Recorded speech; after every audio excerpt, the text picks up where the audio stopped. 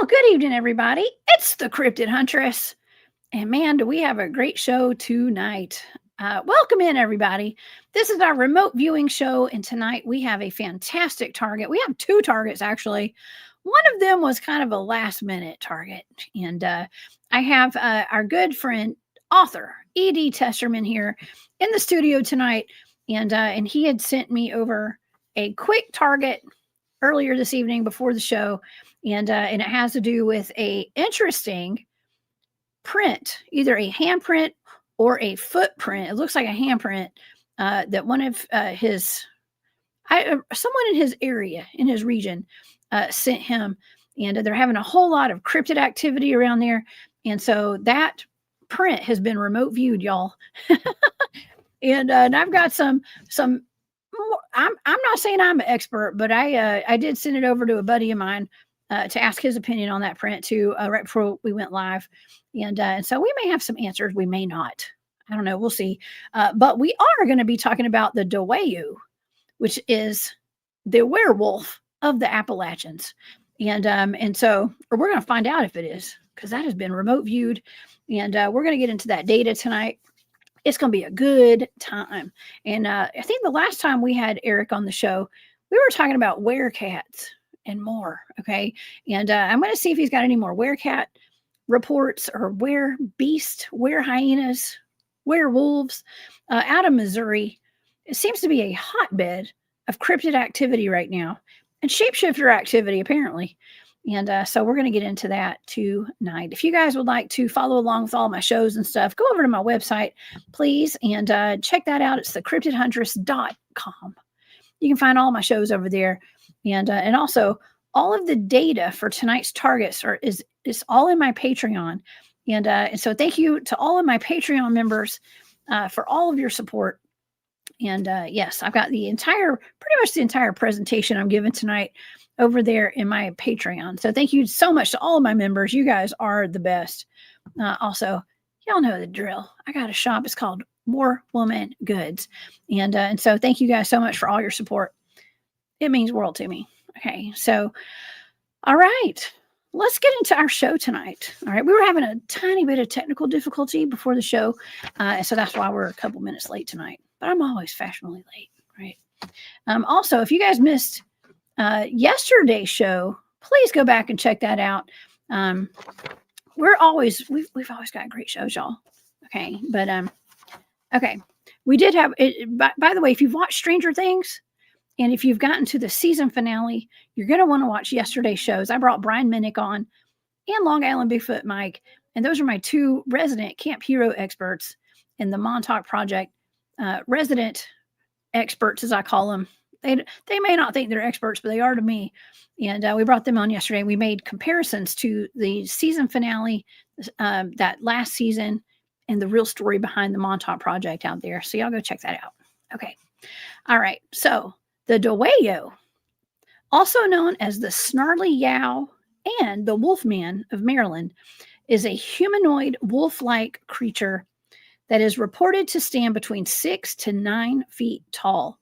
Sometimes it's described as a giant dog walking on 4 legs, and other times the creature is said to stand on 2 legs and to use its arms like a human.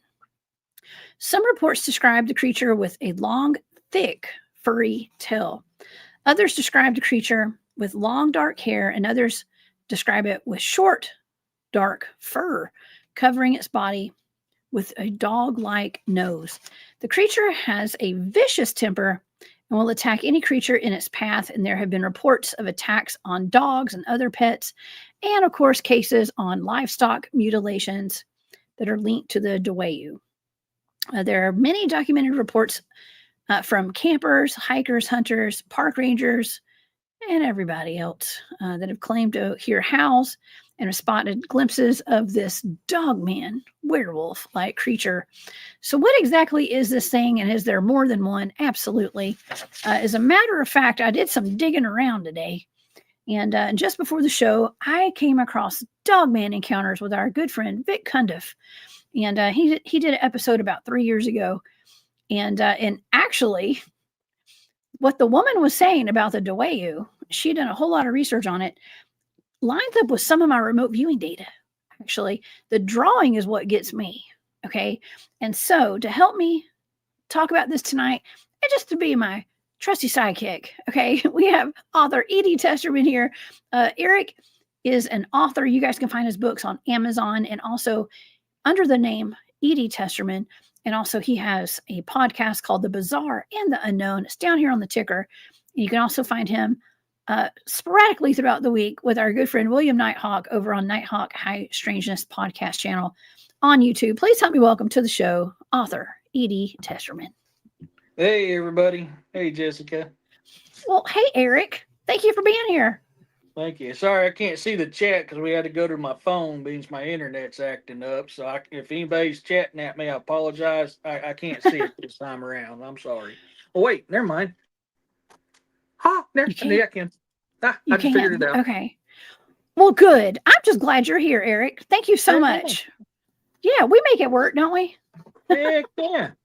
Well, we always do. Oh my gosh, we always do. Eric, okay, how have you been? How have you been? You been doing okay? Dude, I've been busier than a hiccup. Between trying to work my butt off for this promotion, I've got strange stuff going on here with 2 current reports. One of them, the latest one, was this last weekend. The other one was last week. So, I mean, multiple things going on in a relatively close area. To your home? A close area to where you live? Yep. Yeah? Yeah, won't let me join the chat. Yep. Okay. Well, Eric, last time you came on the show, we talked about werecats. Remember those? I asked you about those feline humanoids that were out of Missouri, I think. And you said there had been some reports that you had heard about those. Have you gotten more reports of the werecats by chance? Possibly. I can't confirm it yet. I'm still working on getting out there. But I've talked to 2 different people. They thought the same thing I did, and we think it's a possible werecat, and it's, we'll just say within 15 miles of my house. Man. Oh, man. Well, how does that make you feel? It explains a few things that's been going on out here. I mean, I've got some new things going on out here I've never heard. I've been out here 33 years, and I've never heard this activity before. Well, can you describe what you're experiencing? Another report I got. So when I went outside, I think it was last month, to try to see the northern lights. I was out there, and then all of a sudden I can hear some coyotes out in the field hunting. Then next thing you know, I don't know how to describe this, so I'm going to try to describe the best I can. There's no way describing these screams. Best way I can describe it is a guttural woman screaming, 2 of them out in the field where them coyotes were. Then the coyotes went to yapping like they were getting hurt. It's like these things were attacking these coyotes. And then that was to the south of me. And then to the north of me, about 3, maybe 4 more of these screams went off way off in the distance. And then after that was done, the coyotes, you didn't hear nothing from them no more. So I'm like, man, I want to try to get this. And all of a sudden in my woods where I've caught that thermal and where D.A. Roberts found that bedding, watching my house on a tree line next to my driveway, I hear something in my leaves going thump, thump, thump. I mean, like that, walking towards me. And I'm like, oh, crap. All my investigation gear is in the back seat of my car. On the other side of my car is whatever this big, massive thing is walking in my woods. So I was like, man, I want to capture this, because that's just what I do. But then I had something tell me is you need to go inside and stay inside. And I kind of argued about it for a minute because I was like, dude, I really want to capture this. But literally all my video and all my audio equipment is in the backseat of my car because I was getting ready to do an investigation at the Union Camp Cemetery.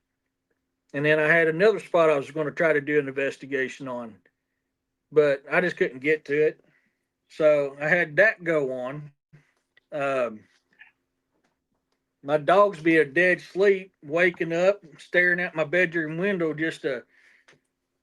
it's straight up defensive, growling and barking like something was right outside that window.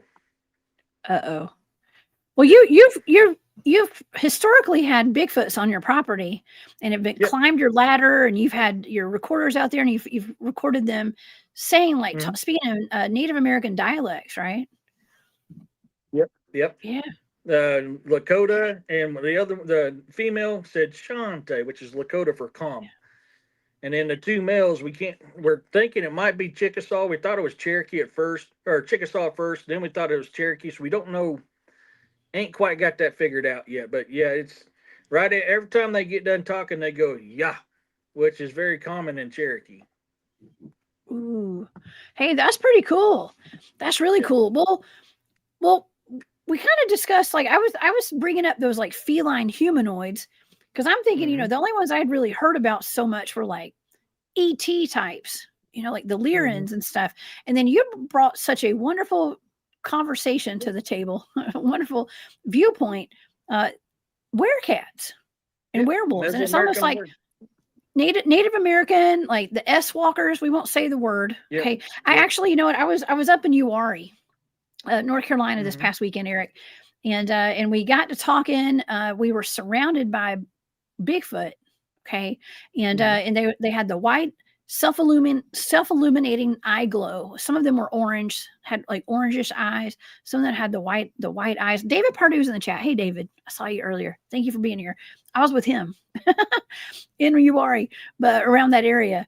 But we got into this topic of like, well, what if those are not actual Bigfoots? What if there's some sort of an ET or some sort of a hybrid or something? I mean, and we got at some point I said the S walker word, and I said it out loud. And do you know how horrible I felt as soon as that word came out of my mouth when I was up there in the woods in the middle of nowhere? I was like, gosh, I should have never said that, Eric. Well, and when you say self-illuminating, that causes me concern because most of the time when we're dealing with self-illuminating eyes, it's something evil. It's that's what David said. That's what David said. And so that got me. And that's when I said the S word, the S walker word. Yeah. And I remember saying it out loud. I don't know if anybody heard me, but I said it. And I started getting nervous after I said that. And I don't get scared too bad out in the woods. But Eric, I felt that's something that we should not say. Am I correct? Correct. Yeah. You don't want to say that because if you talk about it and you know nothing about it or, very little about it, and you don't know how to protect yourself, you can invite that in to you. Yes, I think that's Christopher. It doesn't show me the full name. It is. Demonic is what Westerners call it, but in all truth, what we call demonic is evil supernatural stuff, and it's known by different names all over the world. So, in all actuality, depends on how you look at it, what you'd call it. So, yes, demonic would be one word for it, absolutely. Yeah, that's the last thing you want to think about and even hear or just have in your imagination. Because like my mind, I know mine is, and I know most people's are very active and very powerful. And when we think of something, we can manifest that, Eric. And so that's what gave me the most concern was like, well, I said it. I shouldn't have said that word. And now I hope I don't manifest that. Yeah, that's what I'm worried about too. Of course, what I'm dealing with, being I'm so close to Moon Valley, is I'm wondering what's going on out here. It's a possibility that's all tied together. Yes, it is.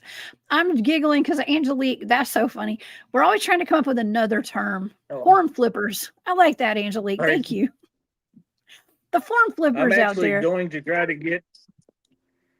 try to hook up to my YouTube on my computer if the internet will let me, so I can try to communicate in the chat. Oh yeah. So yeah, it's it's something you have to be careful when you're dealing with supernatural. People don't realize. I mean, a lot of people like to classify supernatural and paranormal together, and it's not. They're two completely different things. And supernatural is extremely dangerous. So by supernatural, do you mean like witchcraft and black magic? That's black magic. Supernatural would be like Spearfinger. It would be like demons, angels, fae, stuff like that. That's supernatural. Hey, Moondog. Okay. Oh yeah. Well, this cryptid we're going to be talking about tonight. We're going to be discussing the Dwayyo. Have you heard of this? I'm sure you have. Yeah, it's been a while. To me, it's like a Dogman. But it just sounds like. See, I've always said that Dogmen are like us and like Bigfoot. Each of them's got their own personality.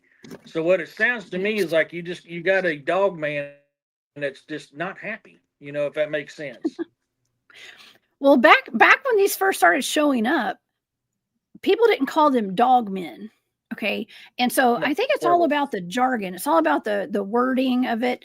Like a lot of people will call what we describe as dogmen today. We call them dogmen because of we got the North American Dogman Project, and they've just been known as dogmen since, the past couple of decades, few decades probably.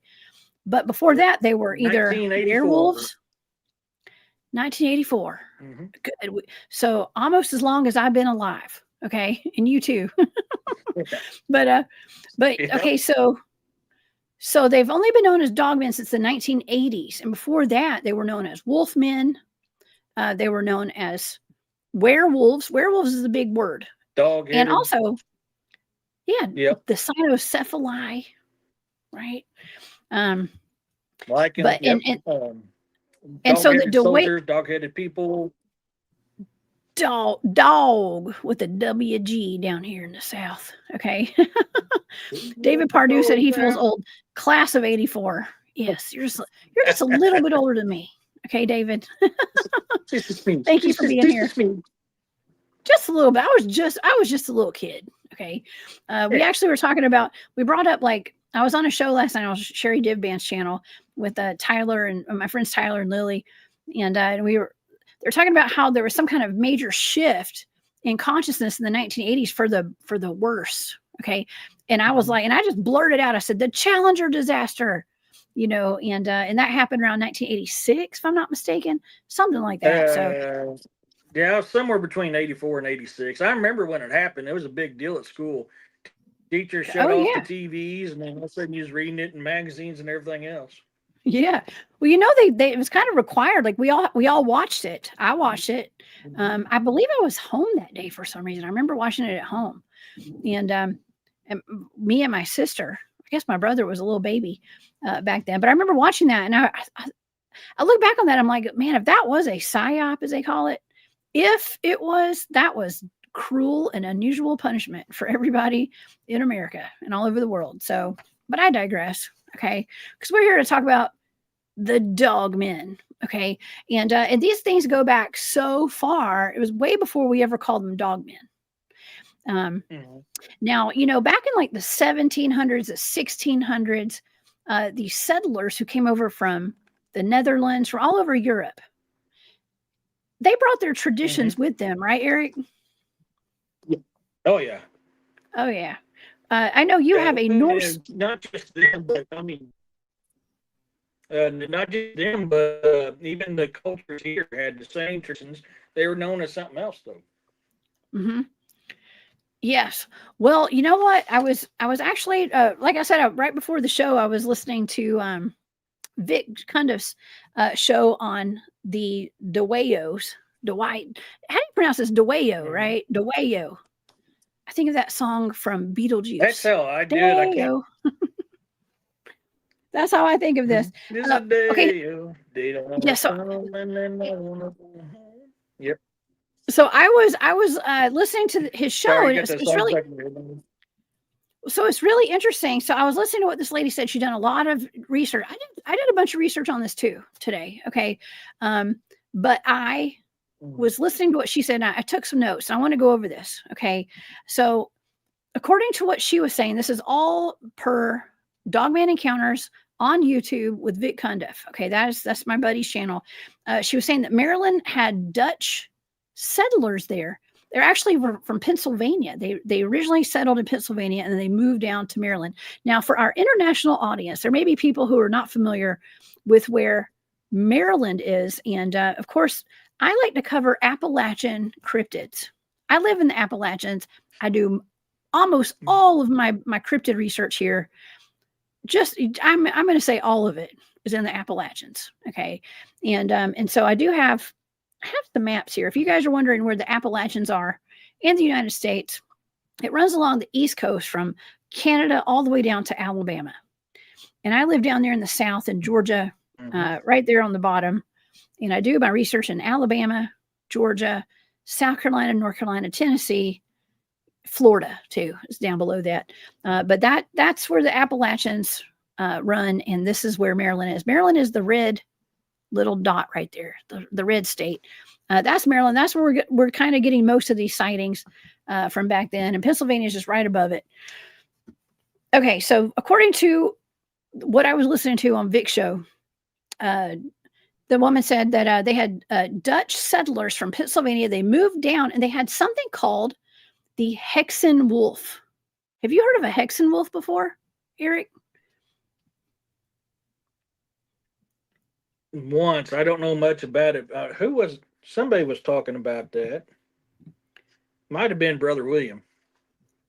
I had never heard of this. Well, they said that there was, and I should know about these things, and I had not heard of it. But there were rumors that there was a Hexen wolf. This is during, I believe she said the 17th century. Okay, this is like 1600s then, right? So, the way she described it is a mammalian biped with lupine features. So it's got mammary glands. I'm just kidding. It's a mammal. It's basically a dogman. Okay, it's basically a dogman, and but it has the gait of a human. Okay, the gait. So it walks like a human, but it looks like a wolf. It's like a wolf man, basically. Farmers.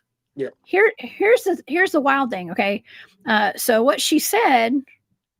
And I was trying to make sense of my data, right? I was trying to make sense of this data. The drawing that I'm going to show the audience, and I'll show you right now, actually. So this is for the Dwayyo.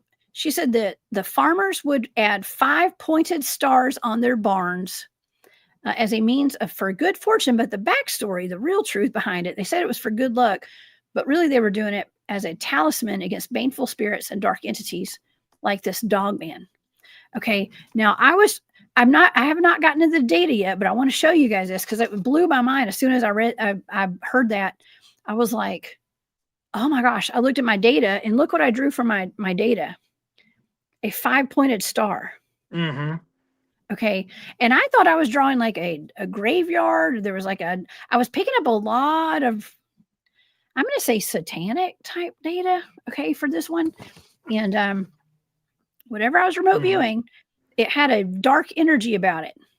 Okay. Dark energy, like dark magic, actually. Eric, does that surprise you for something from like the 17th century, like before even the founding of America? Okay. Is that shocking to you or no? Oh. No, dark magic's been around this world longer than any type of known written language. I mean, that stuff has been here. The Fallen is the one that kind of taught us a lot of that stuff back in the day.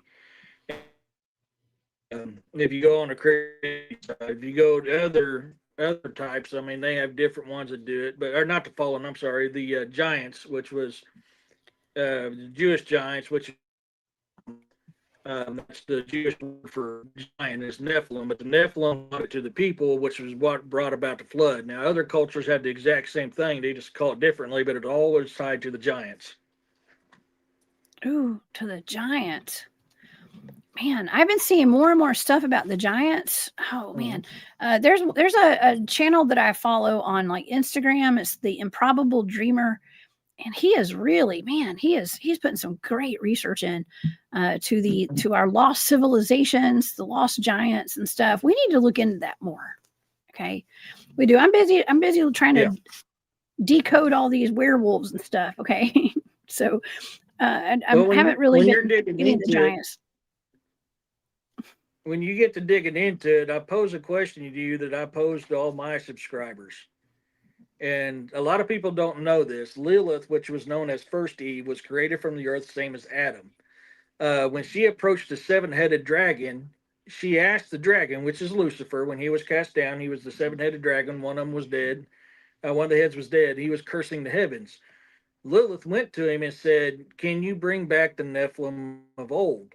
And that's when I posed this question to everybody: did the fallen angels actually fall after the flood or before the flood? Because she's talking to Lucifer after he's been cast down and asked, "Can you bring back the Nephilim of old?" Oh, that's pretty wild. Okay. Well, Nephilim come up almost on at least a weekly basis here on my channel. Okay, they do. Yeah. And some people are really big into talking about the Nephilim and stuff. So I don't know. I've been watching videos where people are saying that like some of these craters in our earth are actually where the fallen angels fell. Okay. And I don't know. Yep. Yeah. Okay. Well, all right. Well, thank you. Was that Bookie time? Like that name. Scotland has the Dogman origin. They call them Wolvens. Wolvens. Yeah, Yep. you know, I think you're gonna get a kick out of the data tonight, Eric. It actually has ties to the berserkers somehow. Oh, Okay, that was Delphinar. actually in my data. Yeah. Mm-hmm. Okay. Is that a type of a shape-shifting dogman by chance? So people get that okay, berserker is a very misunderstood word. That is what the English monks wrote when they wrote about them. That's actually false. When you're talking about berserker, it's actually berserker. Now, a lot of people, because of that, classify an Ulfanar, which is a werewolf shapeshifter, is a werewolf. It's basically what it is. In with the berserkers. No, the berserkers was one clan. Ulfanar was another clan. Boar clan. There was a Boar clan. There was a Raven clan, and there was another clan. There was different types of them. The Ulfanar were the most feared because they not only did they have power, but they had cunning, they had knowledge, they could think. Unlike the berserkers were just what we know as berserkers nowadays. They just just went nuts. They didn't have thought to them. The Ulfanar, which is Wolf Clan, did. They donned the skins of the wolf, and that's a very big misunderstanding. Oh wow. Yeah, we've had some interesting discussions about berserkers in the past. I brought you on. I think I was wearing my bear skin one night when we were about to do a show, and I had to take it off before the show because my dog tried to eat me. Okay. Yep. Yep. She did not like that very much. Yep. She was. Okay. Well, let's get into this Dwayyo tonight. Mm-hmm. Okay, because like I said, it goes back to I want to say the 16th century or 17th century actually. And with the Dutch settlers here in the United States that settled in where Pennsylvania is today, and they went down to Maryland. All right, and that's where we have a lot of dogman sightings today. And like we said, that they weren't called dogmen back then. We just started calling them dogmen in the 80s, I believe. And so 84, yeah. They were called something else. Now, even today, you know, these things were described as having a bushy tail. I'm going to show some depictions of what they described. A long bushy tail. Now, we don't hear about a lot of dogmen having these bushy tails today, Eric. Have you heard reports of werewolves and dogmen with bushy tails? Dogmen, yes. Werewolves, no. Okay. Yeah, so werewolf would not have a bushy tail because it's probably a human that is transformed. Werewolves don't have tails. Yeah, dogmen have tails. Werewolves don't have tails. That's one of the ways to tell the difference. Besides, a dogman is completely covered with fur, where a werewolf is only partially covered in fur. Mm-hmm. Okay, well, and there's some sort of like a black magic, dark magic connection with the werewolves. Now, some people don't say that that's not true, though. There are some people that claim that, you know, we've discussed like the government or some sort of special agencies utilizing werewolves and dogmen for wars and things like that, for the military, weaponized dogmen. And so according to some of those people that I've had conversations with, you know, I don't know. Some people think that werewolves and dogmen are the same thing, Eric. Okay. They're the same thing. And the definitions get so skewed. I know I had Vic Cundiff on my show. He's been on several times, but he's like, no, werewolves are one thing, dogmen are a completely different thing. Okay, so Yep. I don't know. Lines get a little blurred sometimes. Okay, but nonetheless, I have actual newspaper articles that are describing what people were experiencing out there, and so let's just kind of check some of these out. Mysterious Dwayyo on loose in county. Okay, now this was actually kind of a big deal, and let me see here. Let me try to get the time frame of how everything was working out. Okay, so in the 1890s, let me just let the audience know, in the 1890s, a farmer reported a dogman like creature, or a werewolf or wolfman, in Maryland. He said it was 9 feet tall. Eric, that was back in the 1890s. That was one of the very first reports that we could find, from the 1890s, a 9-foot tall werewolf or wolfman. Now, today, that's kind of common. We hear about that a lot. You know, there was actually a werewolf that attacked a family in Georgia, in Floyd County, which is in Rome, Northwest Georgia. It was described as being around 9 feet tall recently. That's pretty big, Eric. Yeah, dogman is common. That's a common height for a dogman. Yep. It is. It is. So, just from like some of these articles and stuff, it does sound like what these people were experiencing were dogmen or a werewolf. I don't know what that tells. Probably a dogman. Let's see. I can't read that from here, okay, because I don't have my glasses on. All right. Yeah, it's too small for me to read. It's blurry even when I blow it up there. So there's other articles here. Whatever happened to Dwayyo? All right. Let's see. Let's pull some more of these up. You guys can go find those online. Just got to do a search. Do a Google search. Okay. Sykesville thing sought. Okay. This is about the Dwayyo. And yeah, I think my buddy Kenny that Midnight Lycanthropy, I believe. I want to say he lives in Maryland.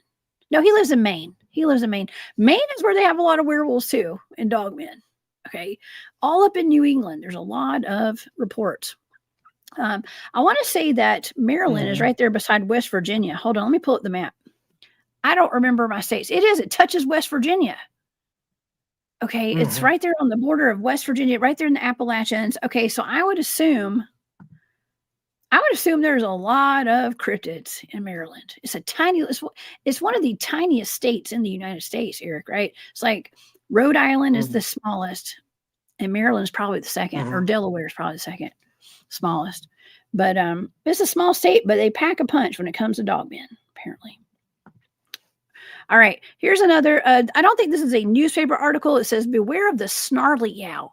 Legend has it that the shadow of a black dog used to prowl the heights of South Mountain. One night, a huntsman famous as a sure shot encountered the beast. He aimed and fired his rifle. The shot went right through the animal, with each shot passing through the shadowy beast. Finally overcome with dread, let me take this down. The huntsman fled. Okay, so that hunter took off running and didn't want to have anything to do with it. Now that would indicate, Eric, that is some sort of a supernatural, paranormal type of an animal. I think, like a smoke wolf. Uh-oh. And there went Eric. He'll be back. Yes. It sounds like a smoke wolf to me. We've covered smoke wolves in the past, or even a black dog. You guys remember, if you're familiar with like black shuck, I think we have similar dogs like that, like phantom dogs, in the Appalachians. Okay. They also have them over in the UK, is famous for their black dogs, like black shuck as well. Okay. Let's keep going. Let's look. What else we got? Oh, this is the snallygaster. Now, we haven't even gotten to this part yet. The Dwayyo and the snallygaster are mortal enemies. Okay, mortal enemies. Now, snallygaster is even weirder than the Dwayyo. Okay, and have you heard that, Eric? The Dwayyo and the snallygaster are mortal enemies. Sounds familiar, but I'm not 100% confident on that. Sorry, my phone got hot for some odd reason, so I had to grab my little fan for my satellite internet, put my phone on it to cool my phone down. Oh my gosh. Okay. Well, like I said, we're making it work. We're making it Heck work. yeah. Okay, so from the descriptions given about the epic battles between the Snallygaster and the Dwayyo, it's almost like a battle between King Kong and Mothra, or like Godzilla or something. They said that, I mean, they were actually described as actually battling each other, like Dogman versus some sort of weird chimera of a pterodactyl dragon creature with an octopus coming out of its mouth. Okay, I mean, I remember that now. Yeah. Okay. yes, I don't know if you guys are familiar. We've actually covered the Snallygaster before. I don't think it uploaded. I don't think. Oh, you know what? I don't think my picture is uploaded, but I can pull them up on my computer. So yeah, the Snallygaster. That is something that actually Teddy Roosevelt, President Roosevelt, was actually going to go on a safari. He wanted to go on a safari to Africa to go hunt exotic animals, but he heard about the Snallygaster in the Appalachians, so he decided to take a trip to Maryland. I believe it was Maryland actually, to go look for the Snallygaster in West Virginia. And I don't know if he actually made it to that expedition or not, but it got canceled or he stopped early. I don't know exactly what happened, but he didn't end up hunting the Snallygaster because he was able to go to Africa. So at the last minute, he went down to Africa, but he was planning to go hunt the Snallygaster. And so I don't know. I just think it's kind of, I think it's kind of odd how it's so connected to the Snallygaster for some reason. Yeah, and that's weird. I mean, I know some people claim that they seen tentacles coming out of its mouth. I think it was probably they just caught it when it was eating a squid or an octopus or something. But are there squid and octopi in Maryland? I guess they are. They're on the ocean right there. Yep. I don't know. There's octopi in the Atlantic, I guess. Uh-huh. Yep, both squid and octopi. Yeah, I guess so. Huh. Okay. Well, let me share my screen and I'll show the audience this. This is the Snallygaster. I thought that I had remote viewed the Snallygaster, but I could not find any remote viewing data. I don't think I've ever remote viewed this one. Thought I had, but maybe not. I thought you did too. I thought I did. I actually did a show on the Snallygaster a while back. We covered the Appalachian chupacabra and the Snallygaster and the Dwayyo, actually. So we covered all of these kind of together. But I did not remote view them because it was not on my Patreon. Oh, okay. And if it's not in my Patreon, I didn't do it, apparently. But these are some pictures of what the Snallygaster looks like. This is one of the more well-known pictures of something similar to what it probably looked like. Now, they described it as almost like a pterodactyl or even a dragon of some sort, kind of, but it had an octopus face. Some people described it as having like a beak, almost like an eagle. And I don't know, if I was a Dogman, I would want to tear this thing up too. Okay, because it's weird. If I had more animalistic characteristics, I would probably go after this thing too. But you know, you can see the size reference to the men that are down on the ground as compared to this thing. Some say they thought it might be a dragon, actually. Yeah. And you know a little something about dragons, Eric. Oh yeah. Yeah, dragons, and this is just my belief because of my research. Because dinosaur is a term that was coined in 1864. Before then, they were known as dragons. Mm-hmm. And if you actually study dragons in ancient mythology, they sound just like dinosaurs. Yes, they do. They definitely do. All right, there's another picture I wanted to show the audience if I could find it. Some pictures are depicted kind of like this. It's like almost like a griffin. I know it's, hold on, everything's backwards on here. There we go. Pull it this way. There we go. Almost like dare I say, a griffin. I don't know if it's a griffin. That looks more like a griffin to me. But some of the depictions, it actually did have like an eagle's face with a beak as well. So I don't know, Eric, it just seems like there were a lot more different types of chimeras and strange animals back then. I mean, I don't know, it's almost like having unicorns. And almost every culture talks about some type of chimera or another. That's been going on for longer than we know. I mean, so there's got to be something to it. I agree. I think there's something to it, for sure. Okay, well, all right. So this is its mortal enemy. Here, let me stop sharing that. And yeah, if you're listening on podcast, y'all go check out the YouTube channel, and you can see some of these pictures for yourself.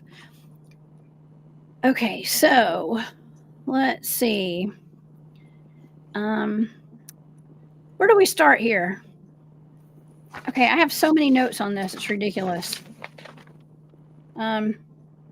Okay, so I mentioned some of the first sightings were like in the 17th century by the Dutch settlers, and they're the ones who kind of they didn't name it that. Okay, they didn't name it the Dwayyo. They actually just called it the Hexen wolf. So that's something that we need to look into a little more too. Is the Hexen wolf? It's basically just a werewolf, and Hexen wolf. It's got the word hex in it. Okay, so hex would be like a curse, right? Yep. Okay, so a cursed wolf. If you Back study then, voodoo talks about making werewolves as well, and it's a curse. Now you can either have that curse put on against you, against your on you against your will, or you can ask for that curse. But you study voodoo, and when they talk about the Rougarou, it's a curse. ooh, a couple weeks ago, I had Eric from Harry Man Road on the show, and he had some FOIA, some documents from a FOIA request out of Louisiana, Eric, and some of those documents actually were confirming the existence of Rougarous in Louisiana. Sightings. One gentleman actually shot one, like a large Dogman, and they did refer to them as Rougarous. Yep. Yeah. So it was in government documents. Okay, government documents. Okay, so it was 1890s. They had the 9-foot tall one. In 1944, there was a county. It was called Carroll County in Maryland. Witnesses heard screams and found big prints, and that's when they came up with the name the Dwayyo. Okay, the Dwayyo, and that's an interesting name. They said that there were some students. I don't know if they were working on some research. They were doing some sort of project on these things, but they're the ones who named these the Dwayyos. Okay, let's see. So the creature's name derived from the Dway, an animal that inhabited the left bank of the upper Amazon River, which is a long way from here. That's a long way from the United States. And the Yo, which is said to have immigrated from the Yangtze River Plateau via the glacier bridge connecting Alaska and China. I don't know where they came up with that, y'all. Eric, that's kind of weird. But anyways, it's that's where they got the name from.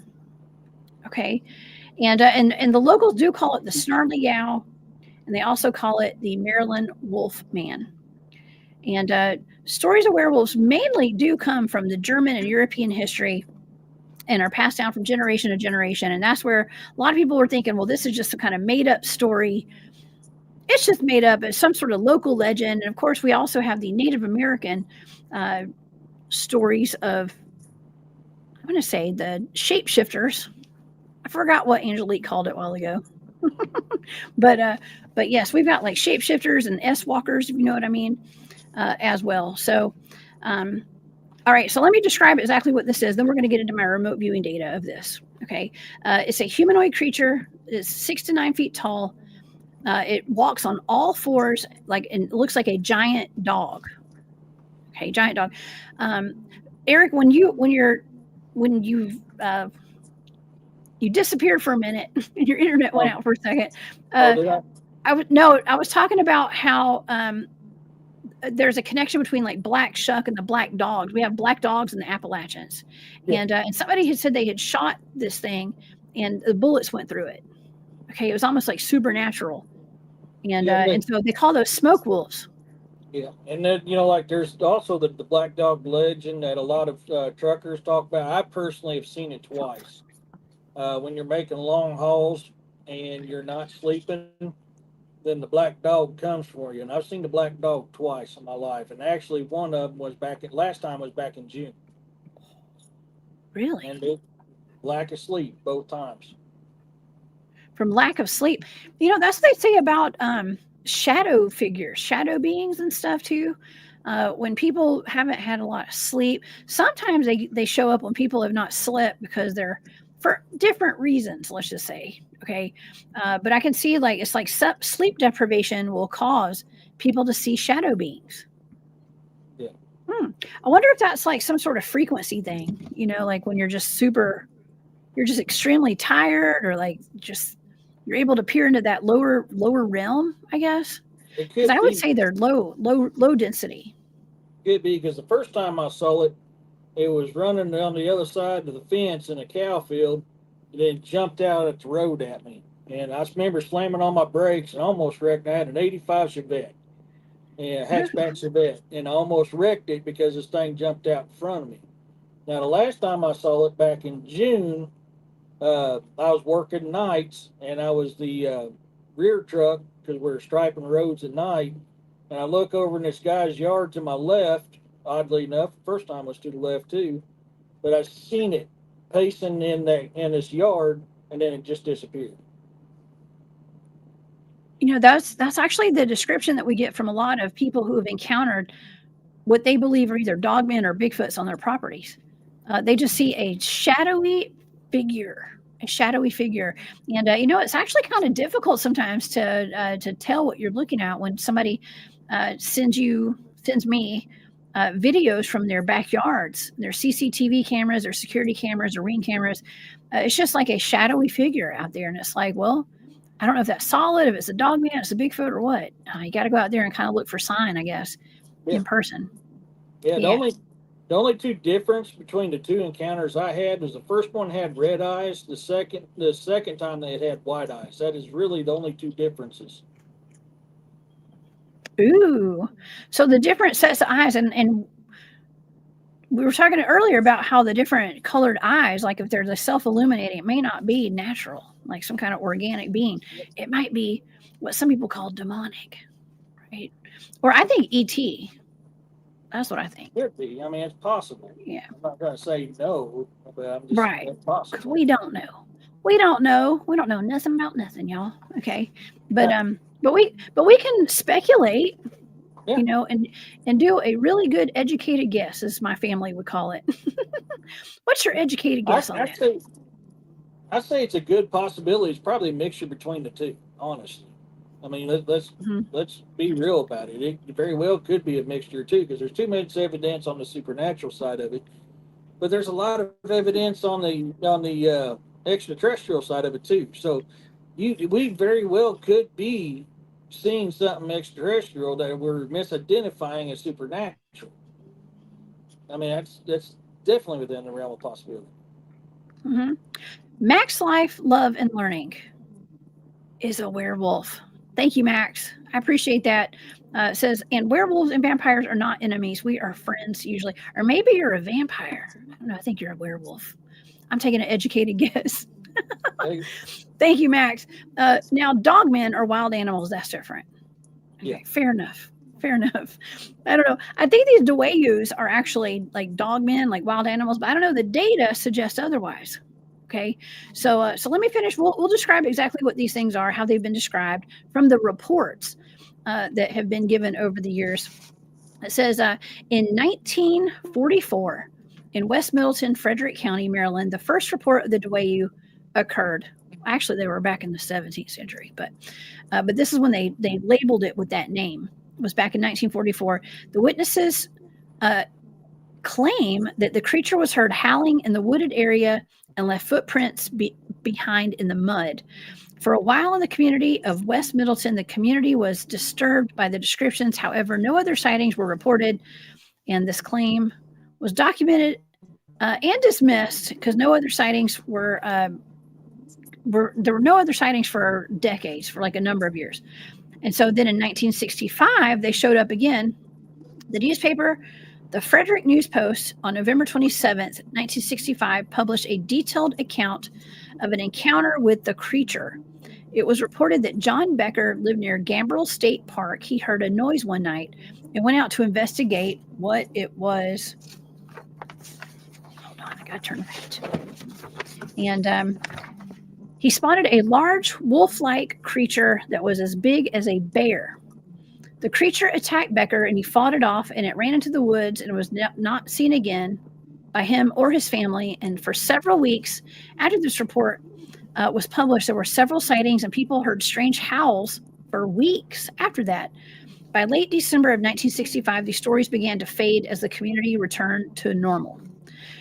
Okay, I got a couple of takeaways from this right here because, Eric, when I was leaving Alabama late one night, I described what I've told the audience was I passed by, I saw some sort of animal up ahead on the right side of the road. I saw some eye shine. It was in the tall grass on the side of the road.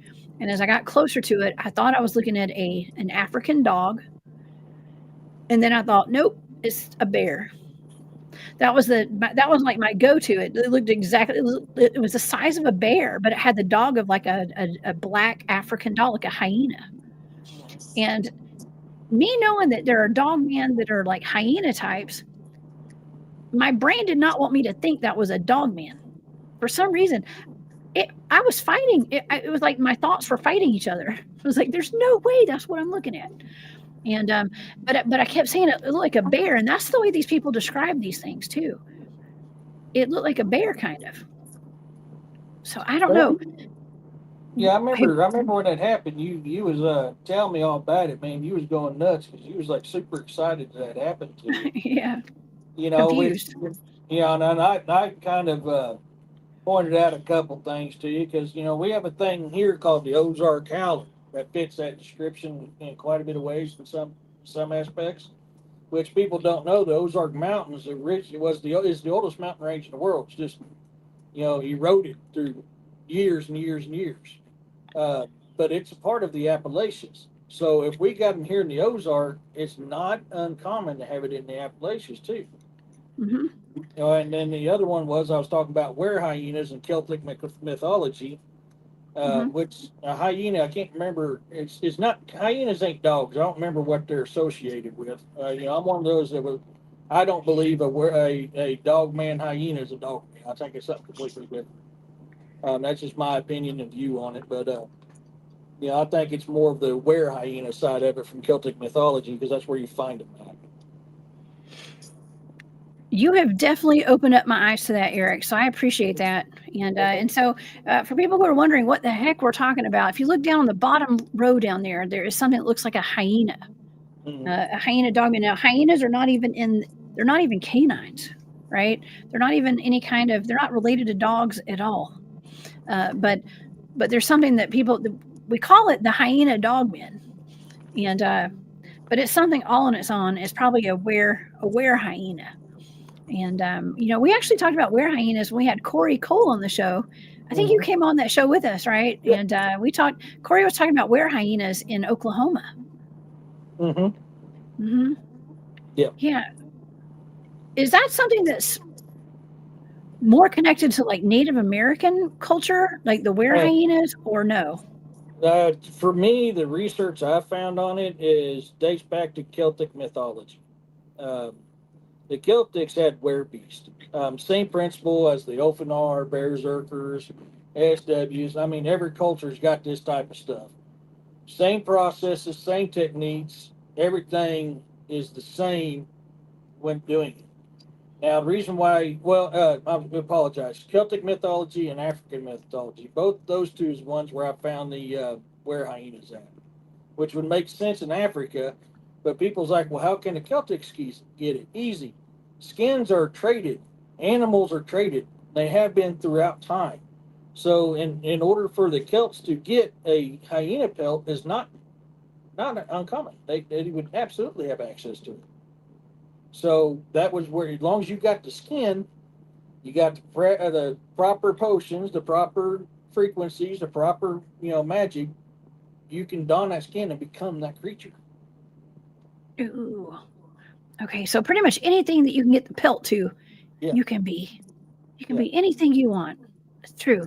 It's what our parents told us when we were kids. You can be anything you want, as long as you have the right pelt.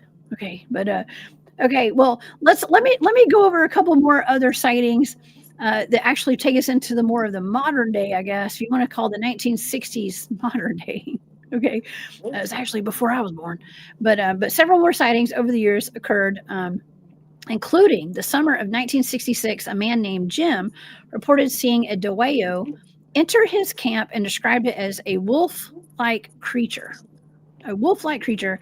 And then in the fall of 1976, another sighting took place while two men were driving on Route 77 to a private road. The two men reported the creature was one creature, and it was wolf-like in appearance. And in 1978, two park rangers were near Cunningham Falls when they spotted a wolf-like creature running on two legs. I wonder if that was foyed. I'm just kidding. But that's interesting. And from there on, from 78 was the last Dwayyo sighting, and then now it's all Dogman, I guess. Okay, and that was just the name. It was kind of like the localized, the regional Dogman back then.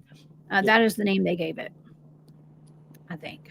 Okay, and so this was actually given to me, it was attached to me as a remote viewing target, which I find kind of interesting because I think there's a whole, like with a lot of these cryptids, let's use like the Jersey Devil, for instance, Eric. They're described in so many different ways. Yeah. There's no way it could just be one. There's no way. No. It's like one. Just like Bigfoot, they're not all Patty. There's way more than just Patty. Exactly. Yeah. There's of any type of cryptid or supernatural being out there, there's more than one type. Now, they could be called something somewhere else. It's the same species. They just have different names or different looks, giving the location of where they're at. Yeah. Oh, yeah. Okay. Well, all right. Well, I think that's pretty much all the info that we need to really go over tonight. I think I've got some more stuff. That's about it. Let me see if I have any more newspaper clippings. I think we went over most of them. Yeah. Well, this was with the Snarly Yow. Mm-hmm. Go ahead, Eric. I think that Dwayyo is this.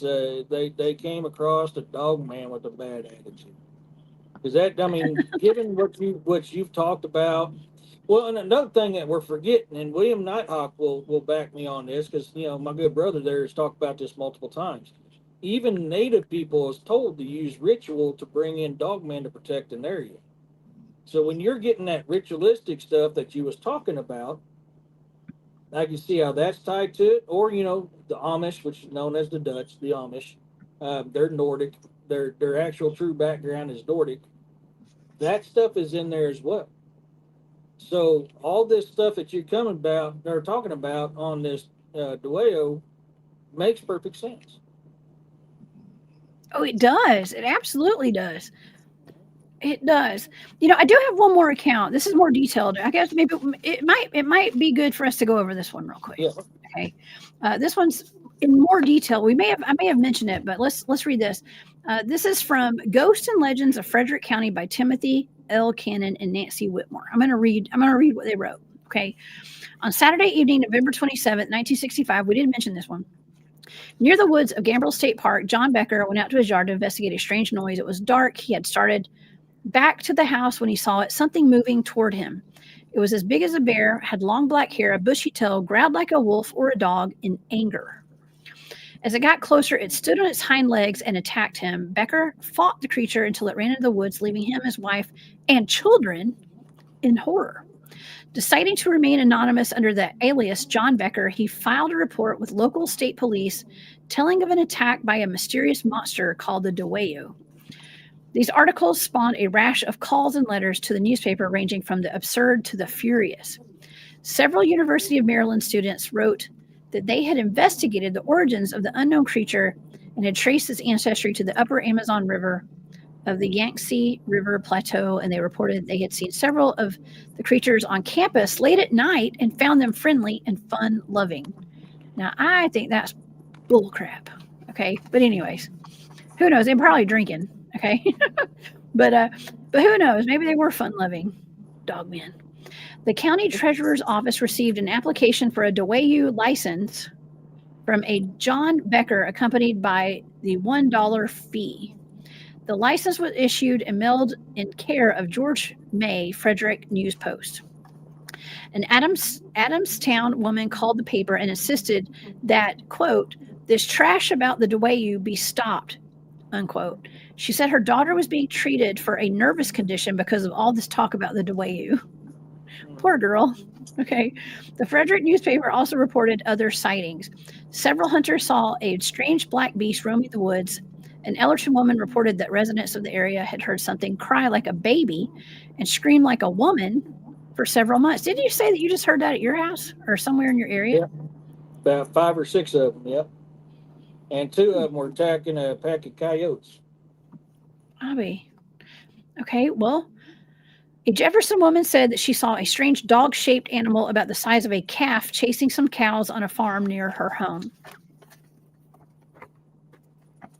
However, investigations by local and state police turned up nothing substantial on the John Becker Dwayyo story. By mid-December, the story started to fade. There's not been any sightings for several days, and it was suggested that Dwayyo had moved on to another area. For some people, the Dwayyo was a reminder of the snallygaster, possibly even hatched from a snallygaster egg. That is just weird. To others, it was merely a case of premature Christmas cheer. They were kind of making a joke about it, Eric. Okay. They're kind of making jokes about it, and the snallygaster and the Dwayyo look nothing alike. They're supposed to be enemies. Some people are calling them the same thing. All right. Well, let's get into the data. Okay. This was given to me as a remote viewing target. I was given a set of coordinates. We also do have another target tonight, y'all. So after we go over the data for this, we're gonna talk. Eric, I'm gonna have you tell the audience about what's going on around your region where you live and the story behind this print that we're going to talk about tonight. Okay. All right. Okay. So let's go over this. This is the Dwayyo remote viewing target. Okay. And here's the data. This is my sensory data. Okay. And we'll go over all of this. Steady, stealth, fluid, flowing, frightening, disturbance, blinded, chaos, chaotic, and dangerous. All right. Now, and here's another thing too. Like after I'm reading this, I'm thinking like there weren't really any reports of people getting attacked by this thing. Right, Eric? I don't think there's any reports of people getting attacked. Okay. However, my analytic overlay, heartbeat, stealthy moves, lightning. I wrote Galileo. I don't know what that has to do with this, but disturbed Galileo. Yeah, I was actually hearing that song. I was hearing that song. Was that Queen? Yes, that popped in my head. Yeah, because it was lightning, and I was hearing that scent of bolted lightning, very, very frightening. It was like lightning, frightening, Galileo. So that's why I wrote that down. Okay, that's how remote viewing works, y'all. It doesn't make sense. It makes no sense. All right, so I wrote down Galileo, disturbed. I wrote disturbed mental state. Take caution, careful action, ritual, satanic, backwoods, rage out and blind rage, berserker, chaos ritual, scattered, scatterbrained, and danger. And then in parentheses, I wrote watch out. Okay, so this doesn't, the first page sounds dangerous. Okay, and then for my drawing, I drew this, which looks like I thought I was drawing a gravestone or some kind of stone with a pentagram on it. That's what I was seeing. And then, of course, before the show, I was listening to that Dogman Encounters episode about the Dwayyo, and the woman that was being interviewed was talking about how the farmers back in the 17th century were drawing 5-pointed stars on their barns to keep the negative entities away. Okay, so I think that may be what I was picking up on right there. That's what I think. Yeah, that's what I think. But what do you think about that, Eric? Because it's a very ritualistic, almost like dark magic kind of thing. Like something's being conjured. You were describing Ulfanar pretty daggone well right there. Oh yeah. Yeah. A lot of these stuff when you said I'm having trouble connecting to the internet. Take a look at the help section in your Alexa app. No, I ain't talking to you. Be quiet. Uh-oh. You plugged in.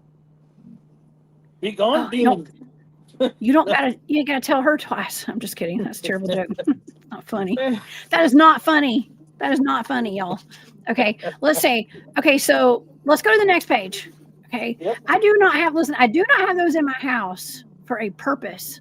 Okay, That's spy tech, Eric. You should know better.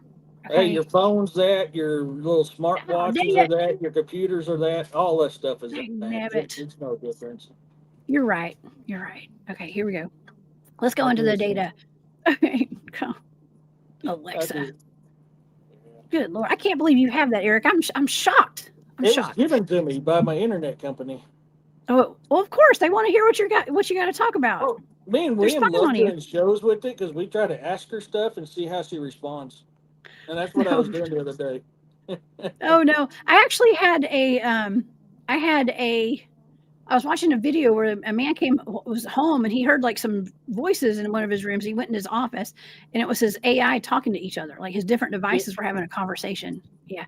That is ridiculous. That's crazy, y'all. Okay. Okay. Well, let's get into the data. Okay. So my sensory data on stage 4 for this, for the Dwayyo. Thank you, William. It says, I'm sending you a pic of a ritual rock in the Appalachian Mountains. I've been there. Okay. Thank you. Okay. So ingrained, unforgettable, wide open, woods, forest, nature setting. I was actually in like I was in the woods, nature, forest. Okay. Like that's where I was seeing trees, grass, dirt, rocks, something that was hidden was in the environment. I wrote hidden impact in a coven or a coven. I wrote coven under the moonlight. I heard under moonlight and something that was successful. I wrote successful run, successful go of it. And then I heard a voice say given back. Okay. Whatever that is. But it's kind of like more ritualistic data. Okay. Kind of more ritualistic because a coven, isn't that like a group of witches or something? Well, a coven could be witches, it could be vampires, it could be werewolves. And that kind of strikes me interesting when you say that, because the more and more that you keep saying it, more and more I keep thinking of Wolfenar. Because you got to think about it, Wolf Clan, the Wolfenar, that's going to be, it can be considered a coven. I mean, you have to be an Wolfenar to be in the Wolfenar clan. You can't be an outsider and be a part of it. Huh. Man, that's cool. Yeah, it sounds like this is we're dealing with werewolf. Okay, that's what the data is suggesting. Right, we got one more page, y'all. Okay, here we got one more page. My analytic overlay right away on the 3rd page is animal instinct and reptile brain. I wrote reptile brain. Okay, reptile brain, which is interesting because then I wrote simple-minded, hunting for prey, food, and basic needs. Is what I wrote. Simple-minded, hunting for prey / food, basic needs. And then I wrote down, I forgot to look all this up, Octarian and Octavius. I heard both of those words, so I wrote those down. Octarian, would that be like an 80-year-old or something? I don't know. I'm automatically going to Roman when you start saying that. Right? Yeah, I didn't get a chance. I didn't look all this stuff up. I had remote viewed this a while back, and I didn't think to look those up.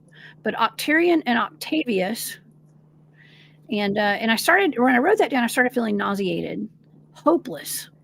Nauseated, hopeless. I wrote Groundhog Day, blacklisted. And the last things I wrote were neurosis and candida. I don't know. It's so random. Some of this stuff is like super random. It makes no sense to me. But maybe somebody can make some sense of that. Because the target was, or is, the Dwayyo.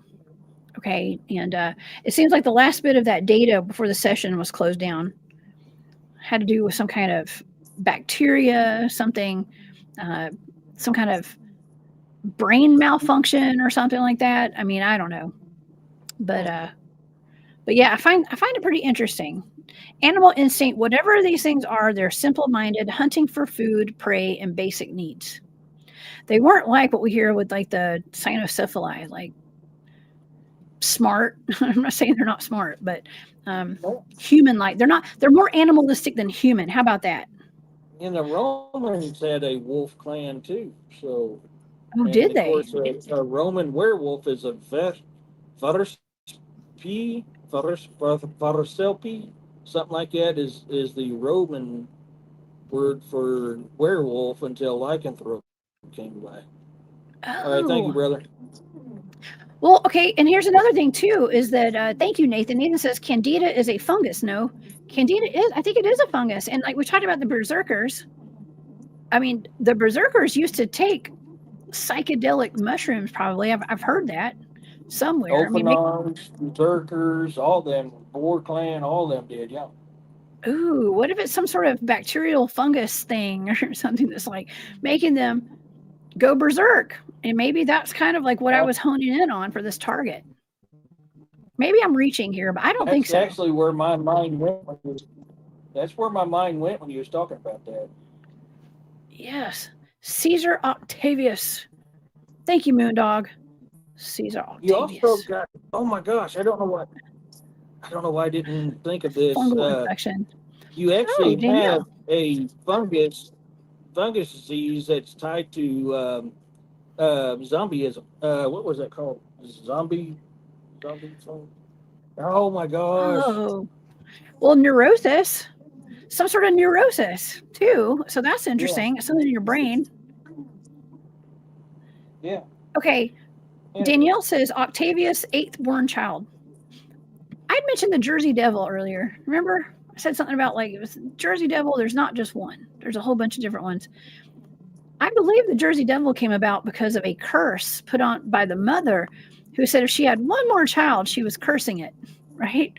And that's how the Jersey Devil came about, according to legend. But I don't think it was the eighth child. I think it was like the 13th, maybe. I don't remember. So if anybody knows, y'all let us know. Yes, it could be a parasite. I think everything's a parasite at this point. Yeah. Well, say that again. I want to make sure I heard you right. You was talking about the 13th son? I was talking about the Jersey Devil and like the legend of the Jersey Devil. Yeah. The mother did not want to have any more kids, and she said that she cursed the last born child. That's what became the Jersey Devil. And I don't think it was the 8th, but it might be. I don't know. I thought it was the 13th or more. That's a lot of kids, man. I had one. I couldn't imagine having that many. I wouldn't mind having more, but not that many. Okay, but that's just me. Okay, so that would be a full Bigfoot research team right there. Yeah. I had that many kids. It's more than a team. But wow, very interesting stuff. There's something that's always tied to the seventh son of the seventh son. If you study a lot of this ancient culture stuff and stuff like that, seventh son of the seventh son comes up often. That's not, what is that damn movie? That's the one that brought it to light, but I forgot to name that movie. Anyways, if you actually study throughout cultures, a lot of cultures have a thing that's tied to the seventh son, and it's kind of a mixture between supernatural, but it's a special gift to be the seventh son of the seventh son. You're not cursed then. It's a blessing, not a curse. Is that what you're saying? Now, they can be used for bad if bad gets them, but most commonly it's used to fight evil. The seventh son is the warrior to fight evil. But there's so many cultures around the world that has a deal about the seventh son of the seventh son. Ronan and the Last Samurai. Oh yeah, that's true. Of Max Life. Christopher says my tribe gets the 7 fires prophecy. JoJo's, that's a lot of sons. Yeah, see, number 13 and number 7 are two big numbers when it comes to supernatural and well, in Christianity, Western Christianity terms, angelic, but any type of that type of demon, evil, or good, 7 and 13 are important numbers. Okay. William, I don't see your message in here. I may be on the wrong account. I have a lot of social media accounts, by the way, y'all. So I'll try to let me go to my next one. And so I can see that picture that you sent. He said he sent it to you too, Eric. Yeah, I can't check it unless I'd have to hop off of here because I'm on my phone. I know. We are technically challenged tonight, y'all. As always. Here we go. We always are. It never fails. Issues. Oh my gosh. Now I gotta Here put we my go. phone Oh, away. this is the That's ritual it. rock. Mm. Okay, so William, the ritual rock, it's got a star on it. Okay, if it's okay with William, I'm gonna show this to the audience. Let me share my screen. Is it Sure. okay, William, if I show that? Give me yay or I'm sure you nay won't on mind. here. Okay, I'm gonna send this now. That's not gonna work. I have to wonder, like, what exactly is this ritual rock? It was used for rituals. I hope nobody died on it. It's okay. Depends Thank you, on William. what ritual it's used for. Okay. Most of your. Okay, he said it's okay. Yeah, I figured he wouldn't mind. Okay, here we go. Depending on what ritual you have on it would depend on which one it is. Well, that is very interesting. This is the ritual rock that William just sent. Okay. Looks like it's got some cut marks in it. Yeah, damn it, I can't see it that good off. Can you not see that, Eric? William, correct me if I can barely see it. If I'm seeing this right, William, let me know, bro. That's to ward off evil, ain't it? Well, that is what the farmers used back in the 17th century. The Dutch farmers said that that is what I was hearing that they put on their barns. You know, actually in the Appalachians, there is a tradition of putting these beautiful. I always thought it was something that was like European, but it looks like it looks like they look like quilt stars, like quilts, you know, like where old ladies and young women too, and probably men, I don't know, but they make quilts, and it's almost like a quilting star or something you see on a quilt, a design. Those are all over the Appalachians on barns, and I figured it was something like that. Maybe that's like a talisman. Is that what you call it? And so William said, a shape-shifting ritual and cursing place for my people. So William, basically, if we see this, see the mark. Well, Eric, it's just some lines. Yeah. It's almost like a rune, kind of, if you want to call it that. And then there's a star on the right-hand side. Yeah, the star Protection. I can make out real good. It's that image on the left that I can't make out very good. Okay, that makes sense. Okay. Yeah. Oh, okay. Thank you, William. I wanted him to correct me because I couldn't see it too well. I feel bad. Okay. Yeah, thank you for sharing that, William. I appreciate that. Yeah, sigils. That's right, Nathan. Nathan said sigils scare me. Yeah. I had someone try to recruit me once. Oh, just start by drawing this sigil. Draw it. I backed away. Okay. Well, sigils can be used for protection, right? And I mean, that I would assume that's kind of like what a rune is, but I don't know. Yeah. Kind of like for me, for protection, if I could find the right rock that speaks to me, I would use something like some of these runes. And I mean, you could do them in the air, but I would want to have like a rock that speaks to me. And I could combine these runes to make them stronger. But these are different runes for protection. These are, of course, Nordic runes, but they're different runes for protection. But you want to put them on something that's powerful, if that makes sense.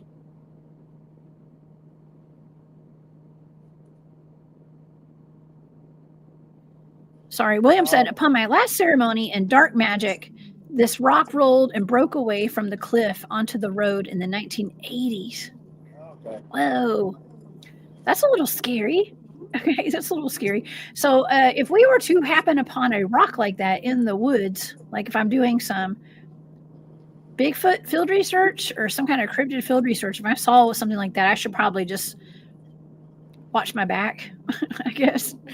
Kind of watch my back, and I would assume maybe that's where you're conjuring things. Am I saying that right? Yeah, basically, yeah. Yeah. That's one word for it, yeah. Oh my gosh. I'm learning new stuff every day, every show, y'all. And yeah, thank you. That's not something that people would normally share with the public, I don't think, William. So thank you for doing that and letting us see that, actually. It's pretty cool. And it's really interesting because look, that rock, and look what I have right here. That. It's a rock with a star. people forget how close good and evil run parallel to each other. I mean, and a lot of symbols used in good Yes. is also used in evil. And that's something people Yeah. forget. There's slight changes, or it's how it's used is what makes it determine if it's good or evil. That stuff runs parallel to each other quite often. Yeah, it does. You know what? I've always been of the mindset, not always, but like as I've gotten older and wiser, I'm a wise old lady. Okay. But sometimes I still make dumb decisions occasionally. Okay. But it's like good and bad, like I don't know if we're saying like good and evil, like I don't know. It's all about perception, right? I don't know. It's just kind of weird. There's no like not everything is just like definitely good, definitely bad. There's always it's just weird. I don't know. Maybe I'm just getting too philosophical in my head right now. Okay. Let's see what William says. We have always told non-indigenous people that the sky beings were real, who you call angels and demons with shapeshifter powers. Yep. Okay. There are so many times like a dark spirit would come into a village, so to speak, and the people would go out and yell and scream at it and do different things to scare that dark spirit that dark spirit off. There's techniques you can do. There's certain things you can do to protect yourself against it. Of course, that's a native culture. I mean, other cultures have their own other ways of doing it too, and that's not every single native culture. That's just a couple of them that do it that way. But they're known to go out and yell and scream at it, and to be forceful with it to get it out.